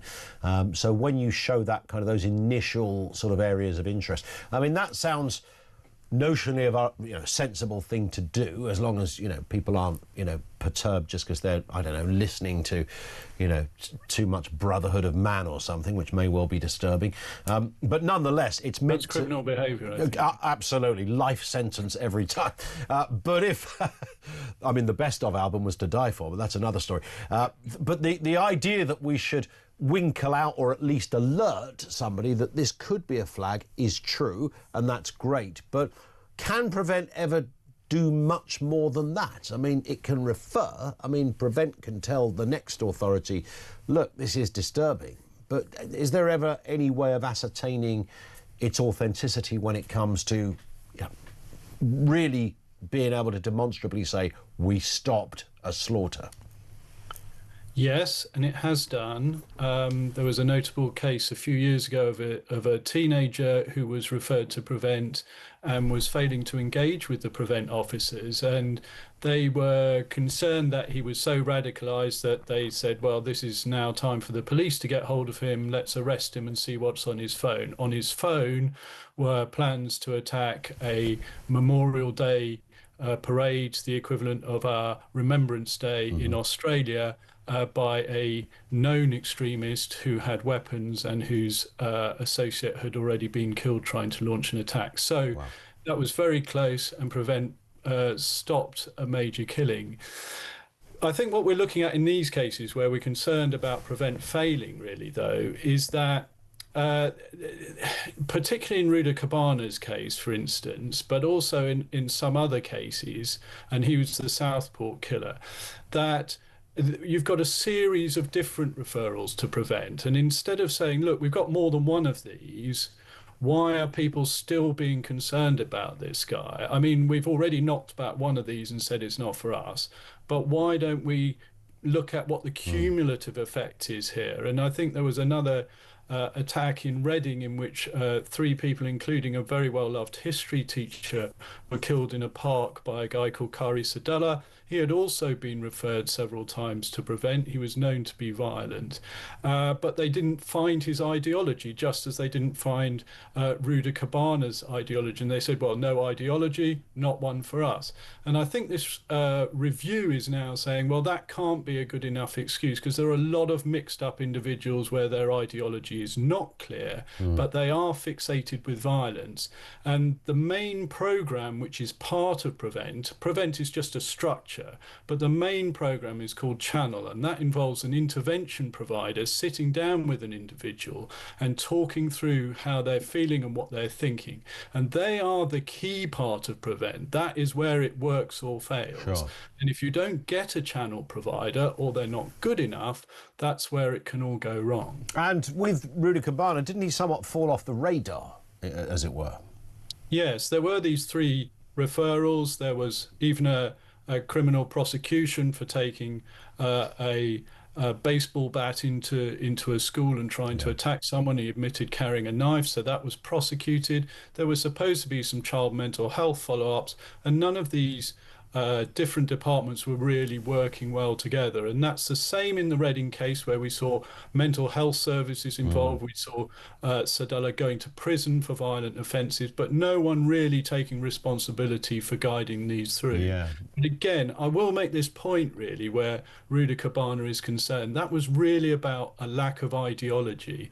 And where we've got to change Prevent is to look at people without ideology. But who is going to do that? Do we have intervention providers who are specialising in that and understanding what language young people are now speaking? And when you say without ideology, they couldn't really, even up to the court case, they couldn't really pin a specific ideology. You know, he had some Islamist material, but equally he was fascinated with school shootings and things like that. You know, I suppose an outsider might not unreasonably observe that, you know, this man was obsessed with was incredibly angry to lethal levels. And he was obsessed with violence. I mean, it's a fairly all-encompassing way of putting it, but it seems to be what he was. You've absolutely hit the nail on the head there, Ian, because they're now talking about what they call violence-fixated individuals. So these are people who are, exactly as you described, really fixated on a nihilistic approach to life, but really also want to make a name for themselves, if you like, go out with a bang. Now, America has become very used to that. And we, of course, what disease America has, we often catch. And that is beginning to come over here. And Southport very much had echoes of high school attacks, in that Ruda Cabana had originally planned to attack his own school, but he'd missed the end of term and ended up at a dance school. But we've also seen a guy called Nicholas Prosper, who killed 3 members of his own family and was about to go on and attack a school. And there was a case only a week or so ago that I reported on of a 15-year-old who was wanting to emulate Ruda Cabana and go out and attack a dance school or his own school. So this is a problem that is growing, fixation with violence, but not necessarily Islamist, far right, or any other ideology you might know. And is it, I mean, has anybody been able to still delve deep into what this is? Is it sort of angry young, I'm tempted to say young guys, I'm sure proportionally that's true, but I don't know if there's a reason for that. But nonetheless, those that have got anger, whatever back issue or backstory they have, and then I suppose there's maybe a copycat element that feeds into this as well. And of course, you haven't got to go too far into a Google search if you want to quench your desire for some fairly nefarious material. Yes. So there are chat groups, notoriously a messaging system called Telegram. If your kids are out there on Telegram, try and work out who they're chatting to and why. A lot of these guys are gamers. They're using a chat platform called Discord, and so they're exchanging violent messages on that chat platform. So the messaging service to try and encourages people. They're often doing it with people abroad, either in Eastern Europe or in North America, that are encouraging violence on a level that is relatively common out there, but much less common here. And they are usually young men. I mean, terrorism has always been a young man's thing, from whatever kind of ideology. But we've also seen to some degree this incel movement, this idea of taking out frustration, whatever frustrations you may have about your own sexual inadequacy or even social inadequacy. And also I've seen a lot of these young individuals playing violent video games, kind of games that suggest that society's about to break down, is about to be the end of the world, if you like, is nigh, and we all need to tool up and get ready for that eventuality. Listen, Duncan, it's genuinely, it's a dark but very fascinating area of discussion as well. Thank you for your time too. That's Duncan Garden, who is a journalist who writes on these kind of issues of extremism and ideologies and, you know, violent Islamists and goodness knows what else. So he's been there, researched it, and not just read but written the pieces on this too. 0344 499 1000. Let's get a word back to that issue we began with, continues throughout the show. Voting for 16-year-olds. John's in Cornwall. John, good afternoon. Oh, good afternoon, Ian.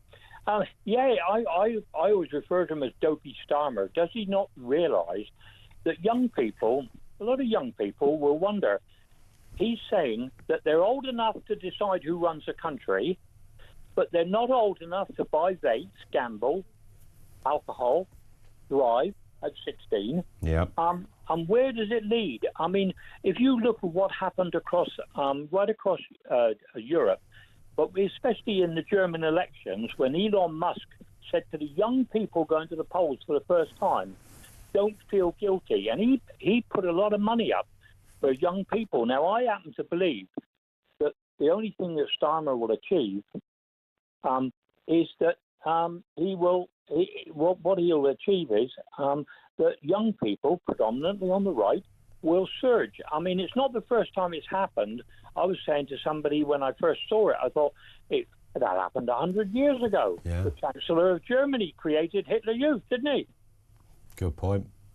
And young people, I'm not knocking them because there's too many geriatric politicians, but with young people, they look at life in a different way because they're looking at life, what it'll be like for their children and their grandchildren, young voters. And, but it will be very interesting. I mean, can you imagine if you was a young person and they told you you're old enough to go and vote for a politician, but you're not old enough to buy vapes or alcohol or have a bet? Yeah, it's a bit weird. And I didn't really watch the news at 6. Well, I did watch the news a bit because I kind of had a vague interest, but I wasn't fanatical about, couldn't have named politicians or knew much about policies.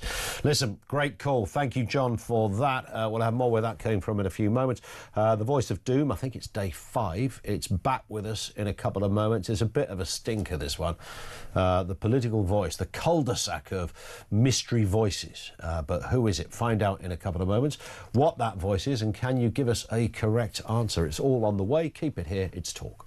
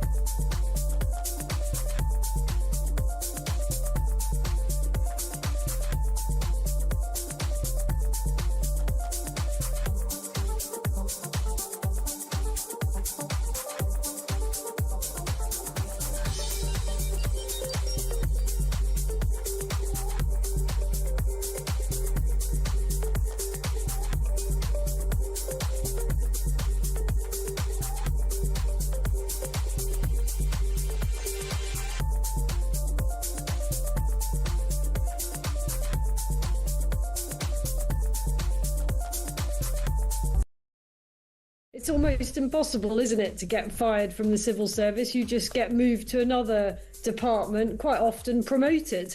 It's exactly the same in the NHS. You run a failing NHS hospital trust. It doesn't mean that you're then disqualified from running another one. You just get moved to a different role. I mean, in a sense, yes, it's an important question, but there are so many wider questions. Right.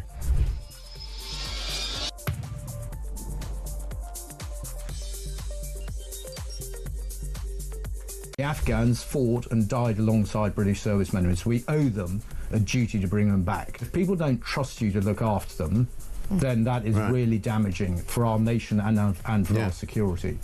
And we had the debacle of the Afghan withdrawal from Kabul in 2021, which sent shockwaves amongst our allies who are saying, are we going to trust you again in the future? We've got a common enemy in Russia. We're trying to build a coalition. Will people trust us to... Across across the UK. On DAB+, on your smart speaker, on your smart TV, and on your side. This is Talk. This is Talk 0344 499 1000. Before we go any further, it's time for the voice. It is day 5, Sam, isn't it? Day 4. OK, so it's a fairly new one. It is the mystery voice with a political angle to it. Very simple question. Who is this? Potholes and pavements. We often say this. Every now and again we have a voice that we just think this is so impossible. No one's going to get the answer to this. And then, like, day 1, somebody comes up with it. But lately, we've had a few that have rumbled on. Our record is about 20-odd days. I've got a sense of this one that it's probably going to go on for a lot. This could be months, unless we give some very substantial clues. Here it is again. Potholes and pavements. 87222. Don't phone in because we haven't got any prizes, all right? Just 87222. If we get a correct answer, we will tell you after the news at 3 who it is. If we don't, it rolls over to tomorrow. Here it is again. Potholes and pavements. And again. Potholes and pavements. And again. Potholes and pavements. Who's that then? Potholes and pavements. Yeah, all right. 87222 is where you will find us. Back to your calls. Matt's in Cheshire. Come on, Matt, what's going on? The population of Cheshire is dwindling and you are responsible. That's actually true, Ian. Yeah. It is true.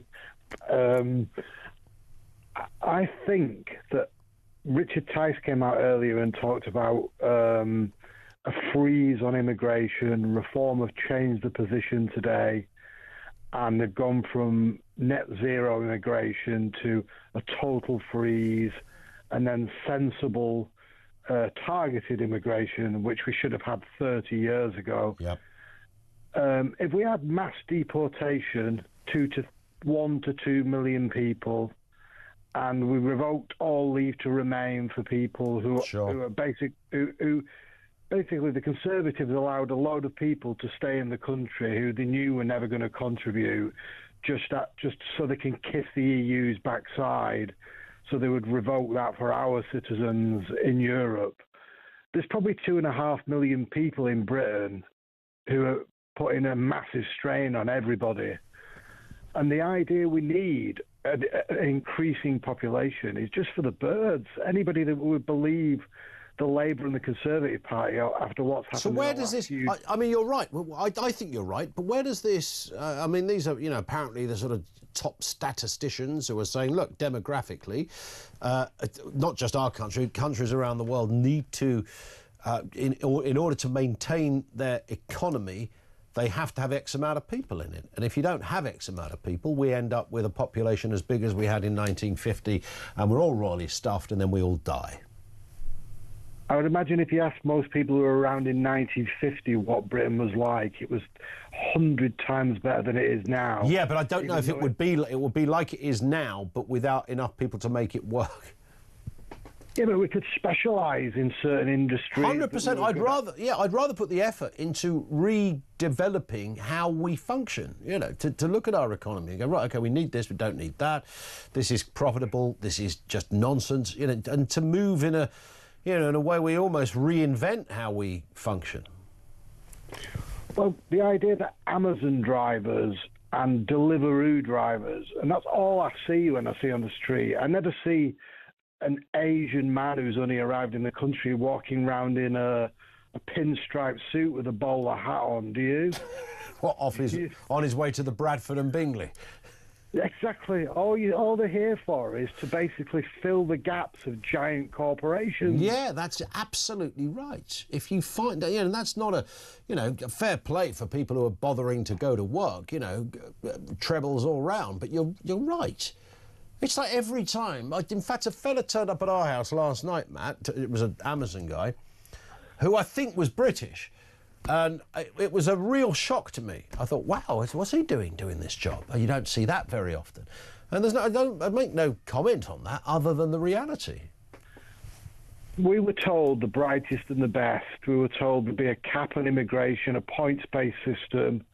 all they're really interested in, the Labour and Conservative Party, is they pushed the multiculturalism button for so long and the cheap labour button for so long. They're not even capable of thinking. And it went back down to 50 million, and industry came back into the country, and people were on 50, 60 grand a year, and all the people who were a net drain on society were sent home. It would all probably get better within a decade. You'd think so. Listen, Matt, it's a great call, and there's a thread in a lot of our calls who are talking common sense, but also, you know, confused. I think there's a confusion that we're all going, well, why has society ended up like this? As Matt just said, it's a brilliant point. It's an obvious but a brilliant point about Deliveroo and Amazon, who kind of, the immigration that comes into this country really just facilitates the gaps in the job market for massive billion-dollar corporations. And that's kind of it. Ben's in Essex on this very point. Ben, what have you got for us? How you doing, Ian? Yeah, I'm just your point on the voting. Labour want to lower the voting age. I think it's Labour trying to manipulate the voting base and possibly trying to steal the next election because they know that they're slacking and they're thinking, how can we pick up more votes? I mean, it's funny, it's ironic, isn't it, that at 16 you can't. There's so much you can't do by law. You know, you can't buy alcohol, tobacco, probably even get some jobs, but yet they want to appeal to this younger crowd. It's Labour knowing that they're going to get completely voted out, and what can we do to hang on? And what makes me think is this voting base. If you're trying to get votes from 16-year-olds, what does it say about their policies? Yeah, that's a very good point.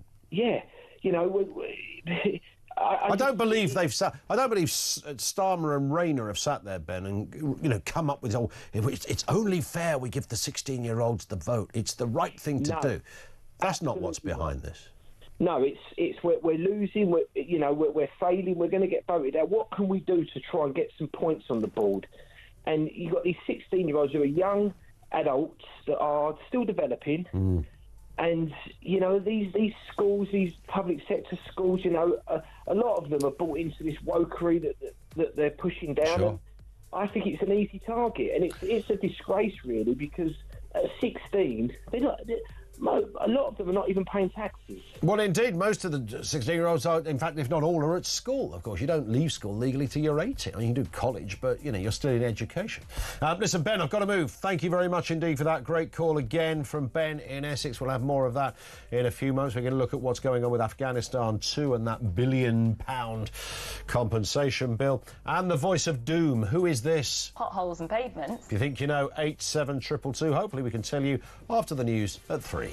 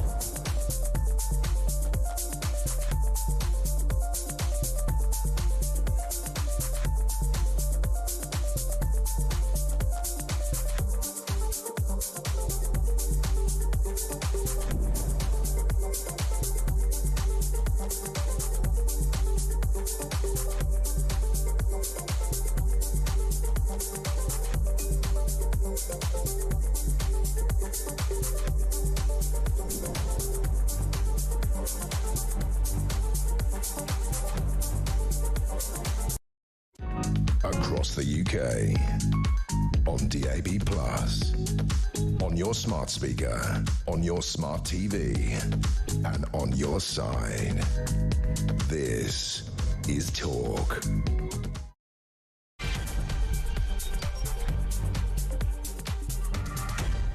Coming up on 3 minutes after 3 o'clock. Welcome back. Home of Common Sense. So we are talking about the UK population. Apparently going to reach 74.3 million by 2100. That is driven by 14.3 million net migrants. So these are big numbers. A very big change to the face of the UK. Critics warn immigration strains on public services are the problem, along with 1.26 million foreign nationals on universal credit. I mean, these 14.3 million people coming here to work as rocket scientists or neurosurgeons, and you could understand if they were, but as Matt in Cheshire, our previous caller, completely reasonably pointed out, most will fill the gaps in the job market for global corporations like Amazon and Deliveroo. Also on that note, 16 and 17-year-olds who might also be working for Amazon and Deliveroo as we move through the years will now gain the right to vote in UK elections. This will add 9.5 million voters to the electoral register. The reform aims to boost engagement, expand voter ID options, close loopholes, and of course to try and win Keir Starmer a second term in office. And Prevent, as you've been hearing, faces criticism for failing to address online radicalisation among young digital natives, with 40% of referrals aged 11 to 15. And what is interesting about that is the appetite that some young men in particular, there's a sexual component to what they're searching out on, or sexual inadequacies that they're somehow manifesting in their anger online. But to others, it is just about extreme violence. Violence of whatever nature and for no particular cause. 0344 499 1000. And Tristan in Bedford says 16-year-olds voting, I'm pretty sure they will just change the voting age, but everything else, conscription, etc., will stay the same. So they will contradict themselves on everything, but considering they just want power and have no moral compass, will not care at all. So hopefully it will backfire on the dictatorship. Yeah, you can't make these sort of what Angela Rayner would call cogent and sensible arguments about, well, you know, you're an adult, you might be paying tax and you can get married. That's not true when she wrote that. You can fight for the armed forces. That's also not true.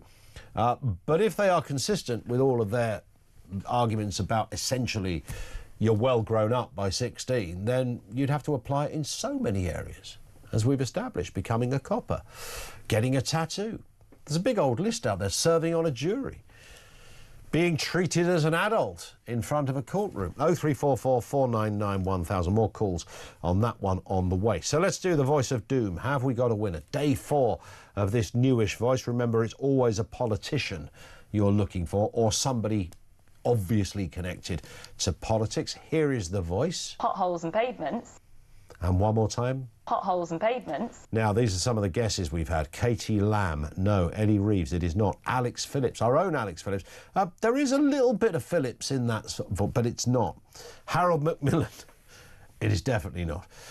Nor is it Emma Reynolds or Liz Truss or Harriet Harman or Justine Greening. Chloe Dobbs, no. Deanna Davison, it is not. Sarah Pochin, no. Carla Denyer, no. Rachel Reeves, no. And even a last-minute guess of John Prescott, no. It means we haven't got a winner. It's back tomorrow for day 5. Voice of Doom returns then. Let's go to your calls. Lottie is in Lancashire. How are you doing, Lottie? Hi, Ian. Hi. What have you got for us? Good afternoon. Just take your speakerphone. Okay, I'm looking at this in a different way. So, 16-year-olds. Yes. I think that the Labour Party are shooting themselves in the foot with this. Go on. Because if you noticed, well, you did notice, 2024, when the election was on, we got a new 7 Muslim MPs, didn't we? Yeah, that sounds about right. Yeah, right, okay.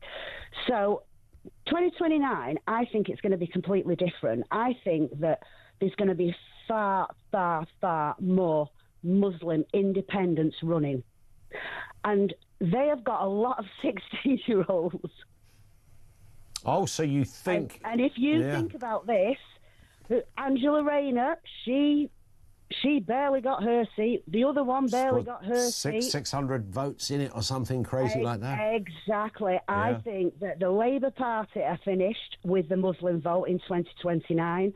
I think the Conservatives are finished with our vote, because I've voted Conservative all my life. Yeah. And I was the happiest person on the planet when Boris got in. Ask anybody.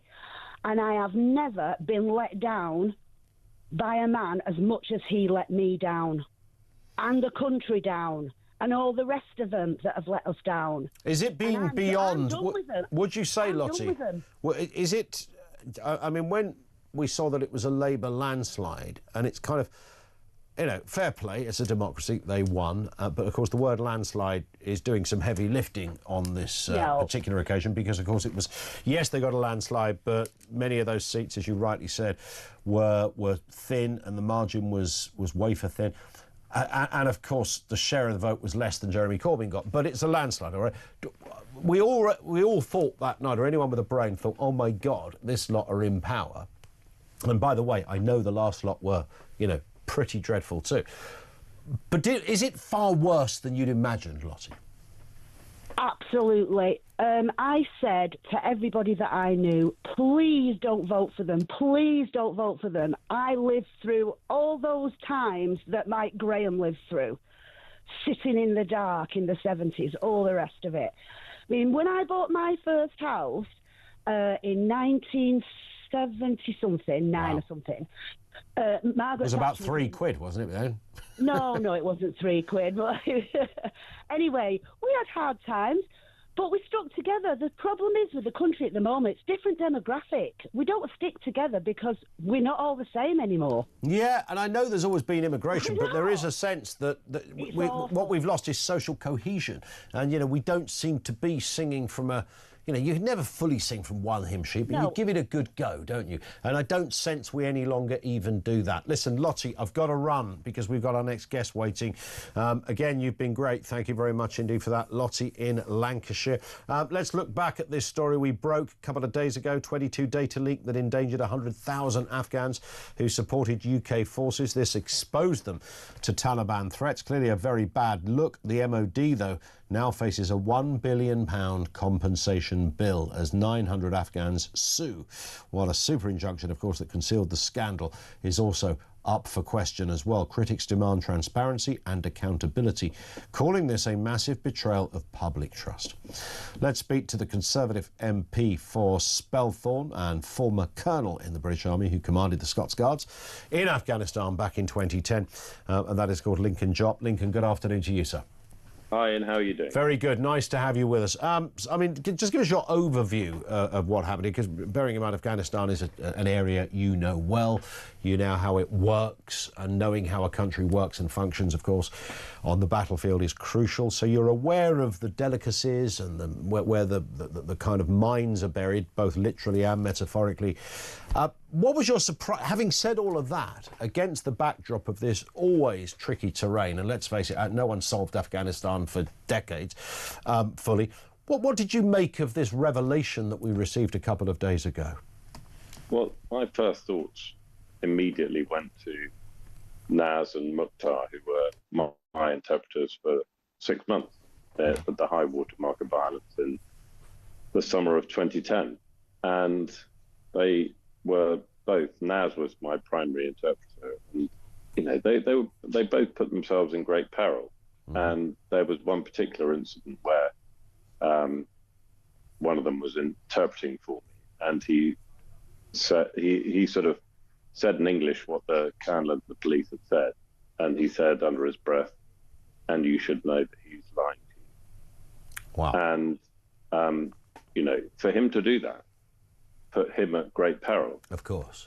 And so will always be forever grateful to them, but also grateful to the MOD, because they both and their families both came out.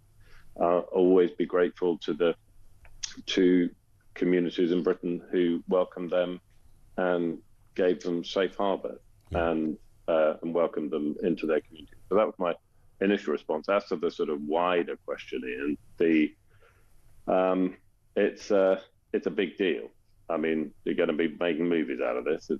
It's a it's a big thing, and I'm a member of the Defence Select Committee, and we've said that we will be running an investigation on it. And it's very important that we examine all of everything that's happened. In particular, I'm quite interested in the period of time when service personnel and officials knew about this. It's like a long time before they alerted ministers. I think it's, I don't misquote me, but I think it's about 10 months, 12 months. Yeah. And it's all very well for everyone to be running around saying no, sort of parliamentary accountability. But there was a whole 10 or 12 months where the machine, as it were, didn't let politicians know. And so there was no opportunity for accountability, even if there hadn't been the injunction, which was subsequently turned by the judge. Yeah. And what do you make of this heady figure that is being quoted of £1 billion in compensation? And there is a sense, I suppose, that without having all the information, I mean, that there are so many numbers involved in this in terms of people, Lincoln, that some are understandably questioning, are these all people that were helping and assisting in the way you brilliantly described at the beginning, very crucial people that assisted the British military and others, like interpreters, and there were some, even some local medics and people who could dissect sort of cultural issues, navigate terrain, etc. Even allowing for all of that, 100,000 seems a big number, and if we've got, many suing at the moment, there is not an unreasonable question as to whether this would be what you might call a bona fide lawsuit or something fishy going on. And I'm sorry, I haven't got my stats in front of me. I think under both schemes, about 30,000 Afghans have been resettled with their families here. There are 22,000 who are still pending and being processed. I spoke to the Minister for the Armed Forces yesterday, and his best estimate at the moment is that 95% of those will be ineligible. And so the real figures that we're talking about are probably in the realms of, we've got about 1,900 under this sort of secret scheme, or was secret. Yeah. And so we're probably talking about a sort of around the 31,000, 32,000. So the vast majority have been integrated already, and there's just like a few thousand to go. What do you say then about domestic concerns about immigration? And some are concerned that, notwithstanding everything you've just said about those that have done amazing jobs, put their own lives on the line, assist in the military, and then, of course, we can point the finger at Biden or whoever, but then we all legged it from Afghanistan, leaving some people in the lurch. Even understanding all of that, there is naturally, and in Lincoln, you're certainly not immune from the immigration debate over there in your constituency. What do you say to those people? They say, well, hang on a second, this is a lot of people, a lot of assimilation needed on this, coming from a culture that is very much at odds with ours. It's a very understandable mistake to make, but I'm not in Lincoln, I am Lincoln. So I do apologise. You're in Spelthorne, yes. And my constituency is the classic. Don't worry. It's like when I get called Colin rather than Ian, but it's easily done. But either way, I wouldn't expect you to speak on behalf of Lincoln either, for that matter. But you understand all the imperatives around immigration, of course. Yeah, of course I do. And there are three elements to this. There is the people from Afghanistan that we have accepted gratefully into our communities because they helped us, and it's worth pointing out that if we ever wish to go into another country again, that is being paid forward because we need to have the ability to go and do that and generate consent. If you don't look after people on your way out, and I agree with you completely, the precipitous way in which we left was shocking, and but let's not go down that route now. So you need to do that in order to be able to generate the foundation on which you can do these things again. Then you've got legal migration, and then you've got illegal migration. My view on illegal migration is that we should do a deal with the French whereby you simply don't allow a single boat to land in this country, and you send them back to Songat. You know, after 2 weeks of the road to Songat being a road to nowhere, that whole industry would end. And apparently we were quite close. I spoke to Chris, our Shadow Home Secretary, about this, and apparently we were quite close in 2020. And the Interior Minister in France, I think swapped out. They had a reshuffle, and that was a deep disappointment to me, because that to me is the answer. It's not this one in, one out nonsense. It's turn the boats around, because as soon as someone gets here, then it's a big problem. I mean, the one in, the one out is just sort of someone's idea of a bad joke, isn't it? Goodness me. I'm afraid it is. And so I would reset that whole debate. And on legal migration, I think that we have to be much more ruthless in terms of the way in which we approach that, and set targets and bring the numbers down. Well, listen, Lincoln, it's great to have you on, sir. Thank you very much indeed for your time. Lincoln Jopp, Conservative MP for Spelthorpe, also former colonel in the British Army. He certainly commanded over there with distinction. He was commander of the Scots Guards in Afghanistan in 2010, so he knows the terrain well. But he did talk there about how valuable those people who assisted the British military are. The question is how many, and of course if you are on a hit list, it's not just you that comes over, it is your family as well. You'd all be on the hit list by definition of how these Taliban kids seem to roll. It's not pleasant. We understand it. But the point he made there, and I've heard this said quite a few times over the last 24 hours, is that most people who are going to be resettled have already been here and have been for quite a long time. Now the numbers left are, maybe 6,000. Is that relevant to this story coming out that it's almost completed anyway? By which time anyone who's got a problem with it will be wasting their time, because the situation has already been settled. 0344 499 1000. Don't go away, Gary with you in a second. This is Talk.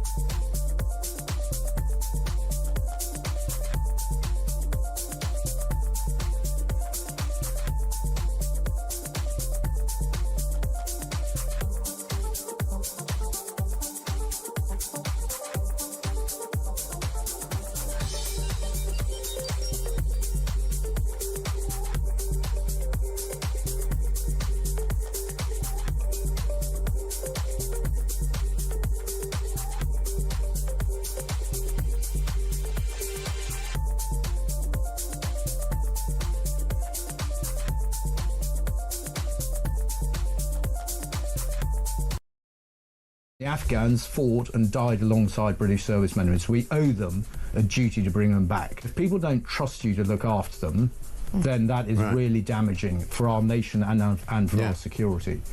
And we had the debacle of the Afghan withdrawal from Kabul in 2021, which sent shockwaves amongst our allies who are saying, are we going to trust you again in the future? We've got a common enemy in Russia. We're trying to build a coalition. Will people trust us to stick with them, not just during a fight, but after that? Across the UK, on DAB+, on your your smart speaker, on your smart TV, and on your side. This is Talk. It is Talk. This comes from Becca, who says you can't become a police officer or a prison officer until you're 18. This votes for 16 is ridiculous, but that's Labour for you. Yeah. Jeff in Aberdeenshire says, I have 3 20-odd kids. Hang on, I've got to work that out. 320. So you've got 320. Are they all odd? Have you got 20 kids? Have you got 3 sets of 20? Have you got 60 kids, Jeff? I think what he means is he's got 3 kids in their 20s. None of them wanted to have kids. They say that the state of the world is why. Who'd bring a kid into this world, says Jeff in Aberdeenshire. And Jeff reflects a view that's actually been quite common this afternoon. Many people making the same point.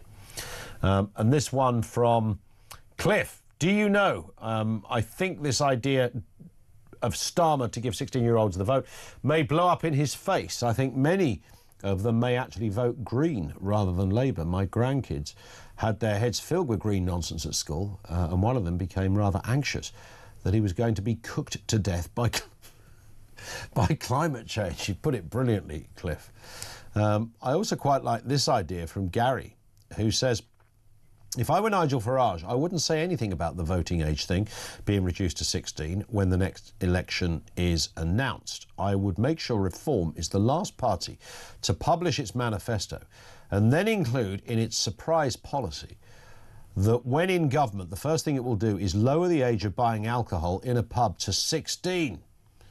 He'd win a landslide with all those teenage votes. He actually probably would. Paul's in Southampton. Paul, what have you got for us? Good afternoon. Hello, mate. I've been listening all day and shouting at the radio. Yeah, that's how it works, isn't it? Yeah. I go home, stick this on, and end up shouting at the radio too, so you're not alone. Well, actually, I am. I've just got home, and now I'm talking on the radio. I'm not going to shout. There you go. Nice to hear. Yeah. Not one of those Afghans should ever set foot in this country, even though most of them have. I don't think they're the heroes that the soldiers are making them out. They might have 1 or 2, but the amount of munitions that the Americans left is a couple of $1 billion worth. They left enough for sort of to arm a country almost. Exactly. So why didn't this brave Afghan army, instead of jumping on planes and running over here, why didn't they take to the hills and do what the Taliban did against the Russians? Interesting. You know, there's not a brave. You know, they're not brave. They took a bet. They bet on black and red came up, and we're paying for it. And we should not pay these people anything. They're just going to wreck every single place they go to. I mean, listening to where they've got into Air Force bases. You know, why are our soldiers and airmen being put elsewhere to accommodate these people? It's ridiculous. We just can't keep bringing in all these people. Not everything is. And by the way, you've raised a really good point here, Paul. I mean, surely we weren't the only army there, right? The Americans were there, the French were there. Goodness knows who else was there. I mean, did Germans, they? The Poles, absolutely. The So Danish. what's the deal with those guys then, in terms of responsibility? One would assume they also had assistance from some people on the ground. Yeah, but it's like everything with the EU in it, and don't get me started on that. What's going on? My God! But yeah, we're paying the price for the EU again, aren't we? I mean, there was a United Nations there, and there was a lot of Europeans there. Yeah. And they've all kept their heads down, kept their mouths shut. And I mean, the Poles wouldn't let them in for a start. You know, 100%. they just say, well, sorry, mate, you ain't coming. You know, it's 100%. yeah. And what annoys me, I mean, the Conservative Party under Johnson let in hundreds of thousands of legal migrants, and now we've got slimy Sunak sloping this lot in. I mean, what is wrong with the Conservative Party? Yeah, and this was, you know, for all the things we can blame Starmer for, this was actually a Conservative blunder, right? And it happened under the Conservatives, but the response was definitely a political decision by the Tories. Yeah, you know, I mean, everything that's gone wrong with the Conservatives, I mean, and they really dropped the ball on virtually everything. And the trouble is, we now have student politics that cannot fix the problems. And, you know, 3 years, hopefully. Yeah. 3 years we've got to suffer this. Could be slightly more as well. I don't want to... I don't want to depress you, Paul, but listen, you've been great. Thank you. Paul in Southampton. Gary is in Derbyshire. Afternoon, Gary. What have you got for us? Afternoon, yeah. Well, basically, all these law firms that are queuing up to get the compensation for them, surely if they were helping the army and servicemen, they would have had a contract of employment. Now, unless you've got one of those, you know, they're all queuing up and they're saying, oh, yes, I was there, I were among the fighting. But from a legal perspective, you have to produce a document for them to take their successful case on, you know. And also, it's only just occurred to me, really, Gary, just looking at this, that these are people that have already been allowed to settle in the UK, that in addition to being given accommodation and the right to their family as well to join them, their argument, or 900 of them, their argument is, well, but ideally we wouldn't have come here. We've only come here because you released names on a list. Well, I don't think that's... I think the resettlement scheme was announced way before this data leak. So you're going to have people now claiming you also owe us money, but they joined the military in a curious way, right? Well, and there's a certain danger that goes with that. I mean, that can't entirely be put at the feet of the Brits. Yeah, exactly. And what I would suggest is give them a comparable lifestyle to the one that they were living with. Give them a fairly good accommodation, but they don't need £500,000 houses and public schooling and private health and dentistry. And I mean, what did they look like when they came into the country? You know, I mean, everybody would like an upgrade at the government's expense, but it isn't the government; it's the taxpayers' expense. 100%. Thank you very much indeed. The government don't have any money, of course. They only have our money. Gary, thank you very much. That's Gary. Over there in Derbyshire, thank you to him. Angry Brian says, I believe lowering the voting age is also a distraction strategy to deflect from the Afghan data breach, and it costs as well as the news that we are having to pay the EU for Starmer's reset. Where has this money suddenly come from? We cannot afford this. Labour would say on the voting thing, in their manifesto, or I think it was in their manifesto, that they'd already agreed that they were going to do that. But the timing of it, it's always a bit iffy with politics, isn't it? Because that accusation, I know we can all say it every day. They've only said that now because of this or that. But you do wonder, you do scratch your head a bit. Angry Brian is right. One here from Danny. If 16-year-olds are adults and can vote, we should stop child benefit and universal credit payments at 16 instead of 18. That's an amazing point. That's another thing that goes on the list, isn't it, of absolute lunacy in this. So you can vote because you're an adult. You're an adult, don't get child benefit. Or whatever the other benefits might be pertaining to your age. 0344 499 1000.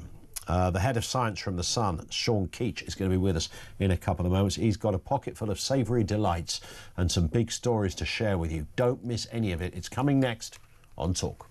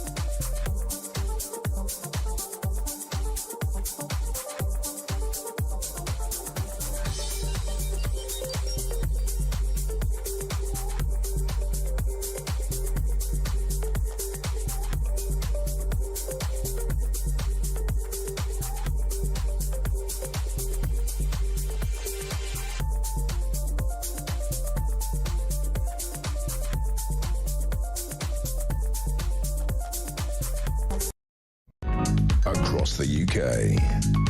On DAB+, on your smart speaker, on your smart TV, and on your side. This is Talk. It is Talk. Just gone 3:30. We're delighted that Sean Keach is with us. Sean is Head of Technology and Science over there at the Sun. It's a big day for you, Sean Keach, of course, because you've gone Substack bound as well today. Well, absolutely. We've launched a newsletter. It's the first Substack for the Sun. We're going to be talking behind the scenes tech action. We're going to be having live stuff from events. We've got product tests, amazing deals, news and exclusives. Incredible. And it's all there. If you go to Substack, you look for The Sun Tech with Sean Keach, you'll find all the latest tech news. You get it once a week, and honestly, it's going to be pretty incredible. I hope you subscribe. Yeah, I'll be there early doors, and then like years down the line, when people say, I was the second person that joined Facebook, I was the third person that joined Sean's Substack. So it will carry the same kudos. Fingers crossed. Yeah. Fingers crossed indeed. Well, it's never dull, of course, in your world. There's always loads and loads to talk about. But you are going to start with some incredible new technology. And I'm about to show you some old technology in a minute as well, which I haven't told you about yet. And that is, we seem to be in the age of, like, with companies all trying to find new ways to innovate and tickle our fancy. The folding phone seems to be a bit of a thing at the moment. It's difficult for these phone companies because you've got to think phones have largely looked the same since the iPhone came out in 2007. Yeah. I think if you think back to the sort of early noughties, there was a lot of experimentation going on, and that's sort of gone away, but we're getting back to that place now with foldable phones. It's very exciting. And I've got one with me because Samsung... So if you're watching in vision, or if you're not, stick on YouTube now, go to our YouTube channel and look at this. I'll try and describe it. I'll try and... But we've got a new Samsung Galaxy Z Fold 7. And it looks like a regular phone. It's maybe like slightly longer. I mean, if someone was using this on the tube, you wouldn't sort of pay second notice. But you can flip it open and suddenly it looks like a tablet. And I haven't snapped it in half. It's not broken forever. I've opened it up. And it sort of opens and closes like a book. And the idea is that, you can have a full tablet-sized screen. Maybe you're watching Talk, you're watching Ian's show, and you want to see it in, full quality, big picture. You open it up, and it's basically a tablet, and you close it again, and it fits in your pocket. Let's have a little. You're going to have a little play. This just. I mean, what I find interesting about this is you don't really see the line. No, you have to sort of tilt it a little bit at the angle, and then you see it. Then obviously, if you're just watching TV on it, you're But there it is. So there is the, and there's Sean's password on there as well. So you can get that. But it reminds you a little bit of a sort of Kindle size, isn't it? You could take it, you could read a book on it. You could. And then tuck it away again. It's interesting that Apple haven't gone down that route, isn't it? No, and I think it's certainly somewhere behind closed doors. I think they've probably made one. Because, you've got to imagine, they're seeing all of these rivals doing it. Samsung's doing it, Huawei's doing it. I've been to Apple HQ. It's, it's glass everywhere, but somehow they managed to hide these secrets in there. And I'm convinced that they've made a foldable phone. They must. They're very cautious. It's a cautious company, and I think they're biding their time. We're coming up to the 20-year anniversary of iPhone. It's 2 years away, so you've got to think they want to shake something up. They're going to do something big, and it's always said, isn't it, that like the next 2 iPhones have probably already been invented. Oh, absolutely, absolutely. Ready to go. And you've got to think, what is next for computing? And you can imagine maybe in 10 or 15 years we'll all have computers on our faces. Our glasses will do it all for us, but we're not there yet. And these companies have to fill the gap somehow.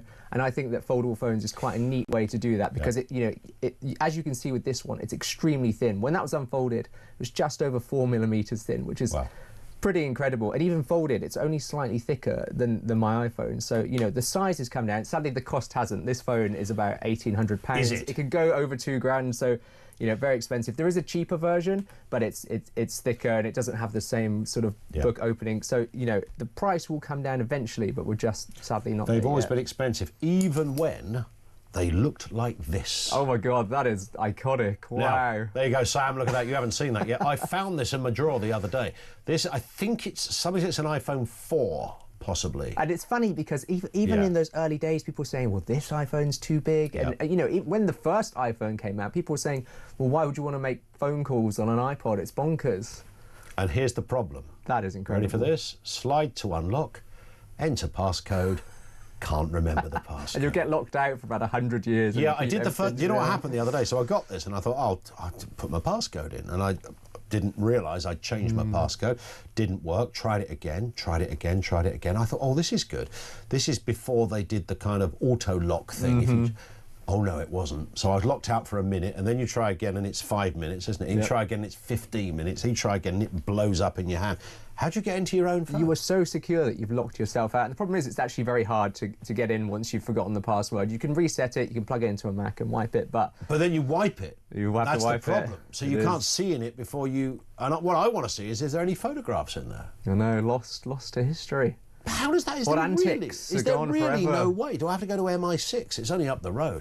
Because these phones, they lock them down with an encryption, so that when you lock your phone, the contents of the phone also become encrypted. So it's very difficult to get into them, which, you know, is meant to protect your privacy. If someone snatches your phone, they can't get in. I mean, I get but it. it also, you know, makes life very difficult for you as well. So in theory, if I rang Apple now, they would say there is no way. If you're on the same Apple ID and you log into a Mac and load up iTunes, you should be able to plug that into your computer and get into it that way. But it depends if you still have access to the same Apple ID. If it's a very old iPhone, you might have set up a different one. So that can cause trouble for you, and it will cause trouble for a lot of people. Finn, like a stroppy teenager, has just got into come into my ear. That's what I told you. It's like, well, he half did, really. But who's got the time? It's a little faff. It depends how precious the photos are to you. I don't know. Yeah, well, what I'm thinking, do you know what? I went to Washington a load of years ago, and this might predate the trip to Washington, but as I was imagine sort of, do you remember when the whole kind of anti-capitalist sit-down protests were happening, and there was outside St Paul's, and there was all this, I can't remember what they called it, there was a name for it, and I'm walking past a park, me and my other half, and suddenly this massive police raid ensues on this park. Oh my God. And because it's like an American police raid, it's far more exciting than a British raid. You know, it's like the maze and the lights and, you know, put your hands in the air, sir. All of this going on. And I thought, well, you know, hello, journalist in Washington, White House in the background, I'll whip out my phone and I'll start to film a bit of this. This is your moment. And the cops were like, brilliantly protecting the First Amendment, whatever it is, had no problem with being there at all, you know. And they say, "You okay, sir? Just stand on the sidewalk. Make sure you don't stand near the vans." It was all of this, you know, almost like, "Do you want to get a better angle of this?" You know, I said, "Oh, it's all right, just from the UK," and he was even more impressed with that. Could that footage be on this phone? That's the point. Maybe it is, but, you know, the camera probably wasn't particularly good back then. I mean, you can even see it's such a tiny, tiny sensor. It's a tiny probably sensor. At the time it was like, this is incredible, I'm capturing all this stunning footage, and then now if you look back at it, you'll be like, God, this is terrible. What I'm thinking, you see, is that there's a Netflix show going to happen, that something happened on that police raid, and they've never been able to solve it.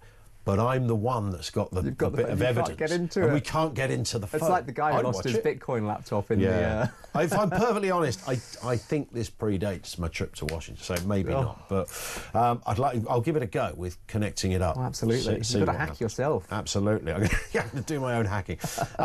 Let's talk about playing videos aloud and social media. What's going on here? We've been writing about the stuff that annoys us on the Sun Tech team this week, and my colleague Jamie rightly points out there's this mad trend of people playing TikTok videos out loud on the train, and it's just bonkers, and you see it all the time. I think it used to be phone calls. That seems to have gone away now, but it's people playing TikTok videos out loud, and you know, there's this obsession. People are just mindlessly scrolling, sort of not paying attention to everyone else on the train, and we think, you know how trains have these quiet carriages where you're not supposed to make any noise? Make all trains quiet carriages, and then have a noisy carriage where the TikTokers can go and listen to each other's TikToks out This loud. comes under the category of how can you not know? How can anyone sit on a train, play something loud? I mean, playing music is loud. FaceTiming your mate is also annoying, and playing TikTok videos. How can you not know? How can you sit with 100 other people on a train and not know this is probably a social taboo? This is a no-no. And these TikTok Everyone videos... talks about it being a no-no.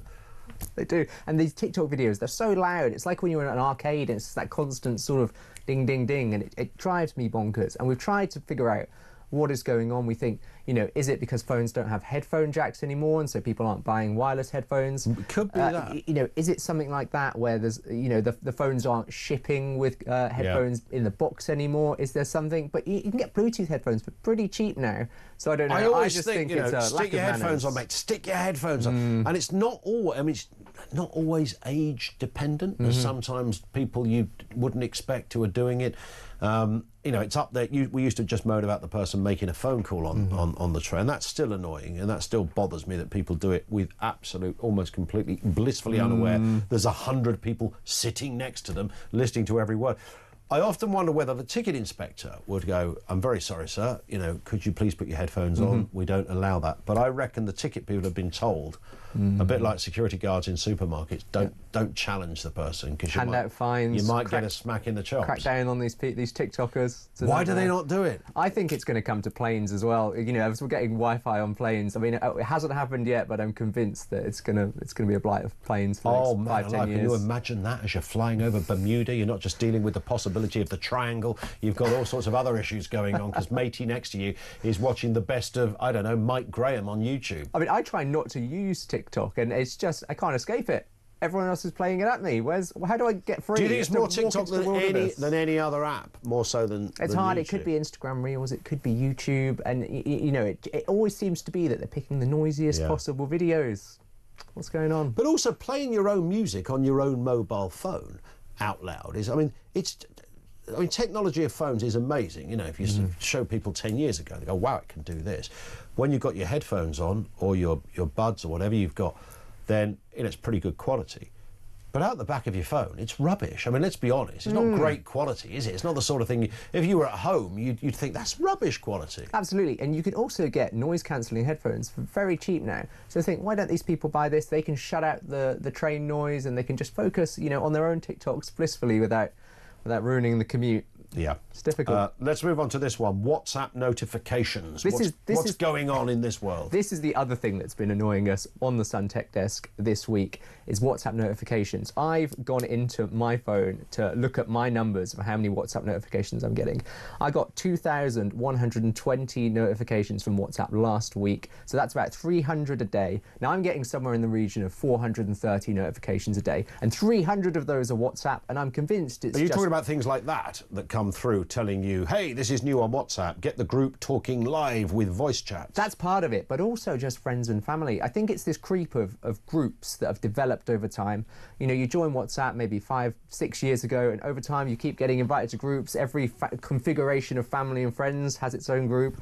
You go for beers with someone once, it's got a group. There's a work group, there's all of these different groups, a group for your street, a group for your parenting club, and all of this stuff, I think, is adding up over time. And then there's just, suddenly you're in 20 groups, and it's just constant non-stop. And I don't think I'm particularly popular, but you know, it's... No, but I actively, I love the fact that somebody adds me to a group, and then within the minute I discover I'm there, I remove myself.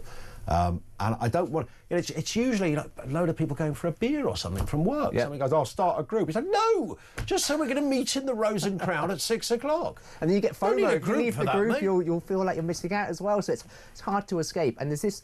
I think the fact that you see those red ticks, those blue ticks that show you've read a message, I think that creates this sort of oppression. The other day I was texting someone and I wanted to go for a shower, and I was like, I'm going to have to warn them that I'm going for a shower mid-conversation. Otherwise they'll think something's happened to me. They think I've died. I've stopped responding. Yeah, I think WhatsApp gives this impression that you're always available. It's hard to escape that.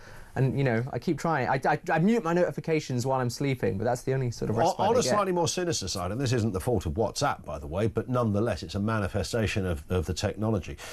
When the argument about smartphones and kids and getting smartphones out of schools and stuff like that, people often talk about Snapchat, various other apps that, you know, could be disruptive or could even be dangerous.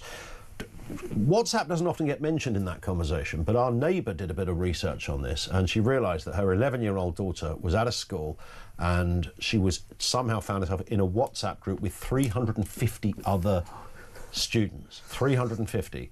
In an hour, there was over 1,100 posts. Kids were waking up at 4 in the morning just to check if they'd been insulted, if somebody was having a pop at them, if somebody had responded to what they said. It had gone nuts, and the school were not even aware. I mean, the school was saying, well, we can do so much. We can say don't do it in the school. You can't stop people or kids doing something out of school. No, it's total chaos, and there's no real way to control it. And I think what people forget, that WhatsApp has sort of become a social network, because you have these sort of mini groups of people. That's the thing, yeah. And I think we treat it as texting, but it's not really the same as texting. It is effectively social media, you just don't class it in the same sort of category as Instagram and Facebook. But it has exactly the same problems. You're right. You know, you get cyberbullying on there. It's very difficult for parents to manage. If you're not in the group, you can't see in the group. WhatsApp ultimately can't see the content in the chats because it's encrypted. So unless you report something physically, that's the only way WhatsApp can ever see a message inside WhatsApp. So it's a bit tricky to manage. The weirdest thing is, I've got a really odd, and some would say old-fashioned view of WhatsApp, and it is this, Sean. And no one in this room looking at me out on the other side of the glass will agree with this. And in fact, everybody out there is under 30, or Sam's just about in the category. But it's not just an age thing, because mates of mine who are my age disagree with this. Because people use WhatsApp, they don't use their own text messaging service. Now, to me, when I go to an iPhone, the actual text that you can text through your provider, that's the Rolls Royce of messaging. Oh, 100%. People take it seriously. Your iPhone is a bit of old junk that was like, it's a bit like buying yourself an Arga, which is your text message app, and buying some manky old second-hand camping cooker. That's the difference. I see WhatsApp as nothing more than frankly a disgrace. And it's like, people go, it's brilliant. It does, like, you can message, but yeah, so does your text. Your text looks good and glorious. Your WhatsApp, bit of old junk, mate. I'm convinced we need to go back to writing letters. I was reading out a letter to my wife's granddad the other day. He's 19. He got a letter from his family in Australia, and it felt like an occasion. It was, it was a communication from family members, giving them an update, and you took the communication seriously. And I just think we get so many messages, pings about such senseless stuff now that I think we need to go back to writing letters. Do you know the only people... a quarterly letter from your friends telling you what's going on, and that's fine by me. I read an interesting fact the other day. The only people that really write letters these days, prisoners. I can believe it. Because you literally, that's what you do. It doesn't happen, but in many other places, many institutions, as it were. But they're even sneaking WhatsApp into prisons, so even the prisoners can't escape the WhatsApp on. They're well tooled up in the app department on C Wing. They've got everything going on there. Believe me, got great, lovely accounts across all the socials. Finally, Sky customers are in for a treat. Oh yeah, absolutely. So Sky VIP, which is Sky's reward scheme, you get it if you've got Sky TV, Sky Broadband, if you're a Sky Mobile customer. They recently relaunched it to give you sort of better perks. It costs nothing to join. You just go into the Sky app, you can join it. And this week, they're giving away free ice lollies.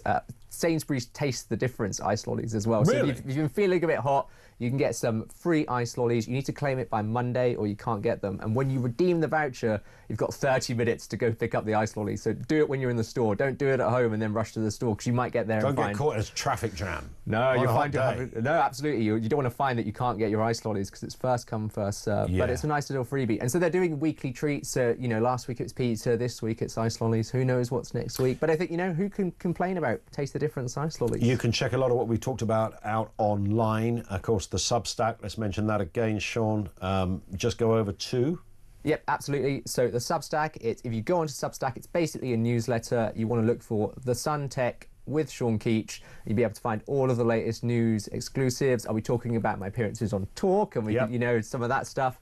And it's just going to be a really good way to get behind the scenes of tech journalism. We do a lot of great exclusive stuff on The Sun, and you'll be able to read it. And it's free, so, take a look. You can get a closer look at Sean's new folding Samsung phone. Oh, absolutely. I've got a great video of me in there, so if you were listening into this, you can go to the Substack and you can watch me playing with the phone live, and it's, it's good fun. Love it. And if you can get into my phone, I will give you a free cornetto, just matching the ice cream pledge, okay? And maybe an iced fancy. Listen, great to see you, Sean. Thank you. Sean Keach is, of course, Head of Technology and Science over there at The Sun. Visit the Substack, sign up for that, check out the details. Lots to come as well. We're going to be back on the phones with you in a couple of moments. 0344 499 1000.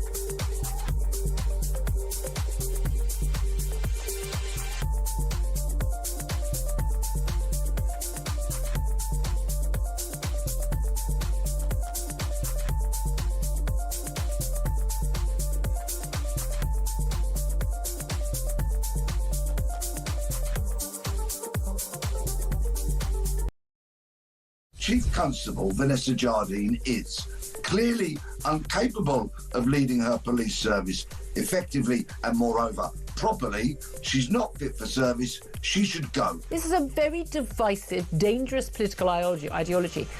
And police officers have got no business taking part in a parade. The Chief Constable Jardine has lost the plot in terms of the very fundamentals, the basic principles of policing, without fear or favour, with impartiality.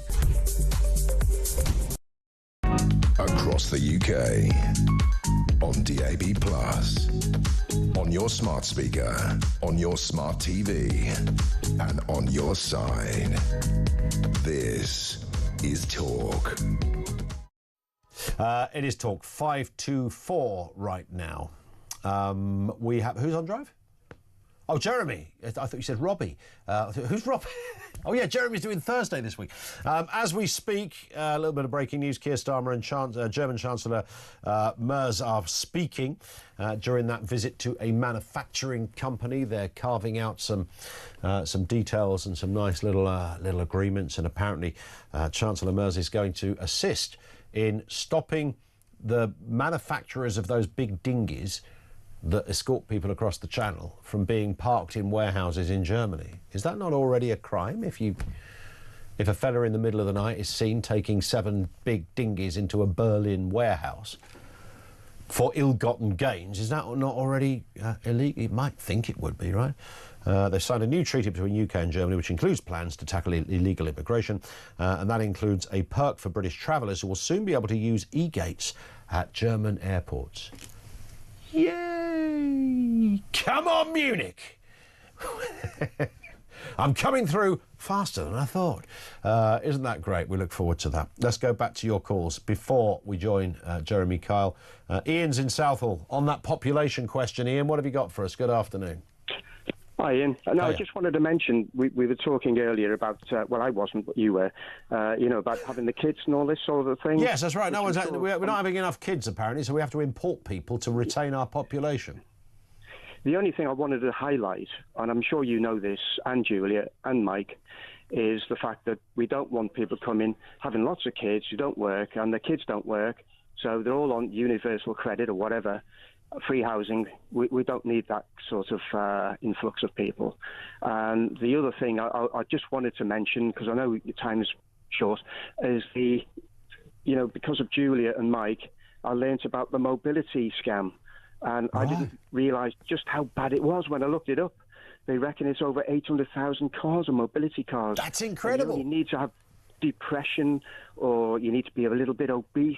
Yeah. And when people were pointing, I live in Southall, people pointing out, oh, her over there, she's taking do you know what? I never realised why so many people are taking driving lessons in Southall. Apparently, they cottoned on. No, I sound as though I'm exaggerating. No, I know what you're saying, but don't you have to surrender a benefit, Ian, in order to get the car? I don't know, to be honest with you, but a £30,000 Yaris isn't a bad deal. Not a bad deal at all. You don't have to pay insurance, and they give you a new one after 3 years. I've worked 49 years. I'm 73 today. Okay. I just wanted to say I've had to make do with a second-hand car, which I like. But the thing is, who wouldn't like a new car for free? For free. By the way, happy birthday, Ian. Thank you. Yeah, thanks, Ian. Thanks. Yeah, not at all. Have a great day. Listen, lovely to have you on. Ian in Southall. There it is. He's 73 today. Oh. Yeah. Right, I'm going to have a bit of fun this afternoon because I don't usually work on a Thursday. So that's true. So every bugger out there who's 12 can vote in the next election. Is that right? Yeah, 8. Do you know what you can't do when you're 16? There's a big old list, can't buy alcohol, you can't drink, you can't drive a car, you can't gamble, you can't phone a frigging radio station without your parents' permission, but you can decide who the next Prime Minister's going to be. You can drive on private land, of course. Ah, you sound like you've got experience. When I was 15, I was regularly seen around Windsor. Was that in Windsor. Scunthorpe? In Scunthorpe. You didn't find a car with 4 wheels in Scunthorpe, let me tell you, in the 19... Find a car at all. When were you... How old are you? 27. No, not so how much do you weigh? How old are you? When I was in Scunthorpe, let me tell you this. In sunny Scunny. There was never, ever, and this is interesting, I looked back on Google Earth the other day. Yes. There were, when I say there were no houses. There were no houses. No, but there were no cars on the street. No, because they were all nicked. No, there might be that. There was certainly had no hubcaps. No, I mean, genuinely, it's only when I looked back... Oh, so I wasn't looking at Google Earth from then, obviously. It's quite sad, this, isn't when it? I compare What's the evening, look at Google Earth. Outside my primary school. No, I see pictures of when I went to school. No cars outside. I bet if you Google Earth your primary school now, all you'd see is Afghans. And that's in the... Shocking, but probably quite true. It's quite possible. It is.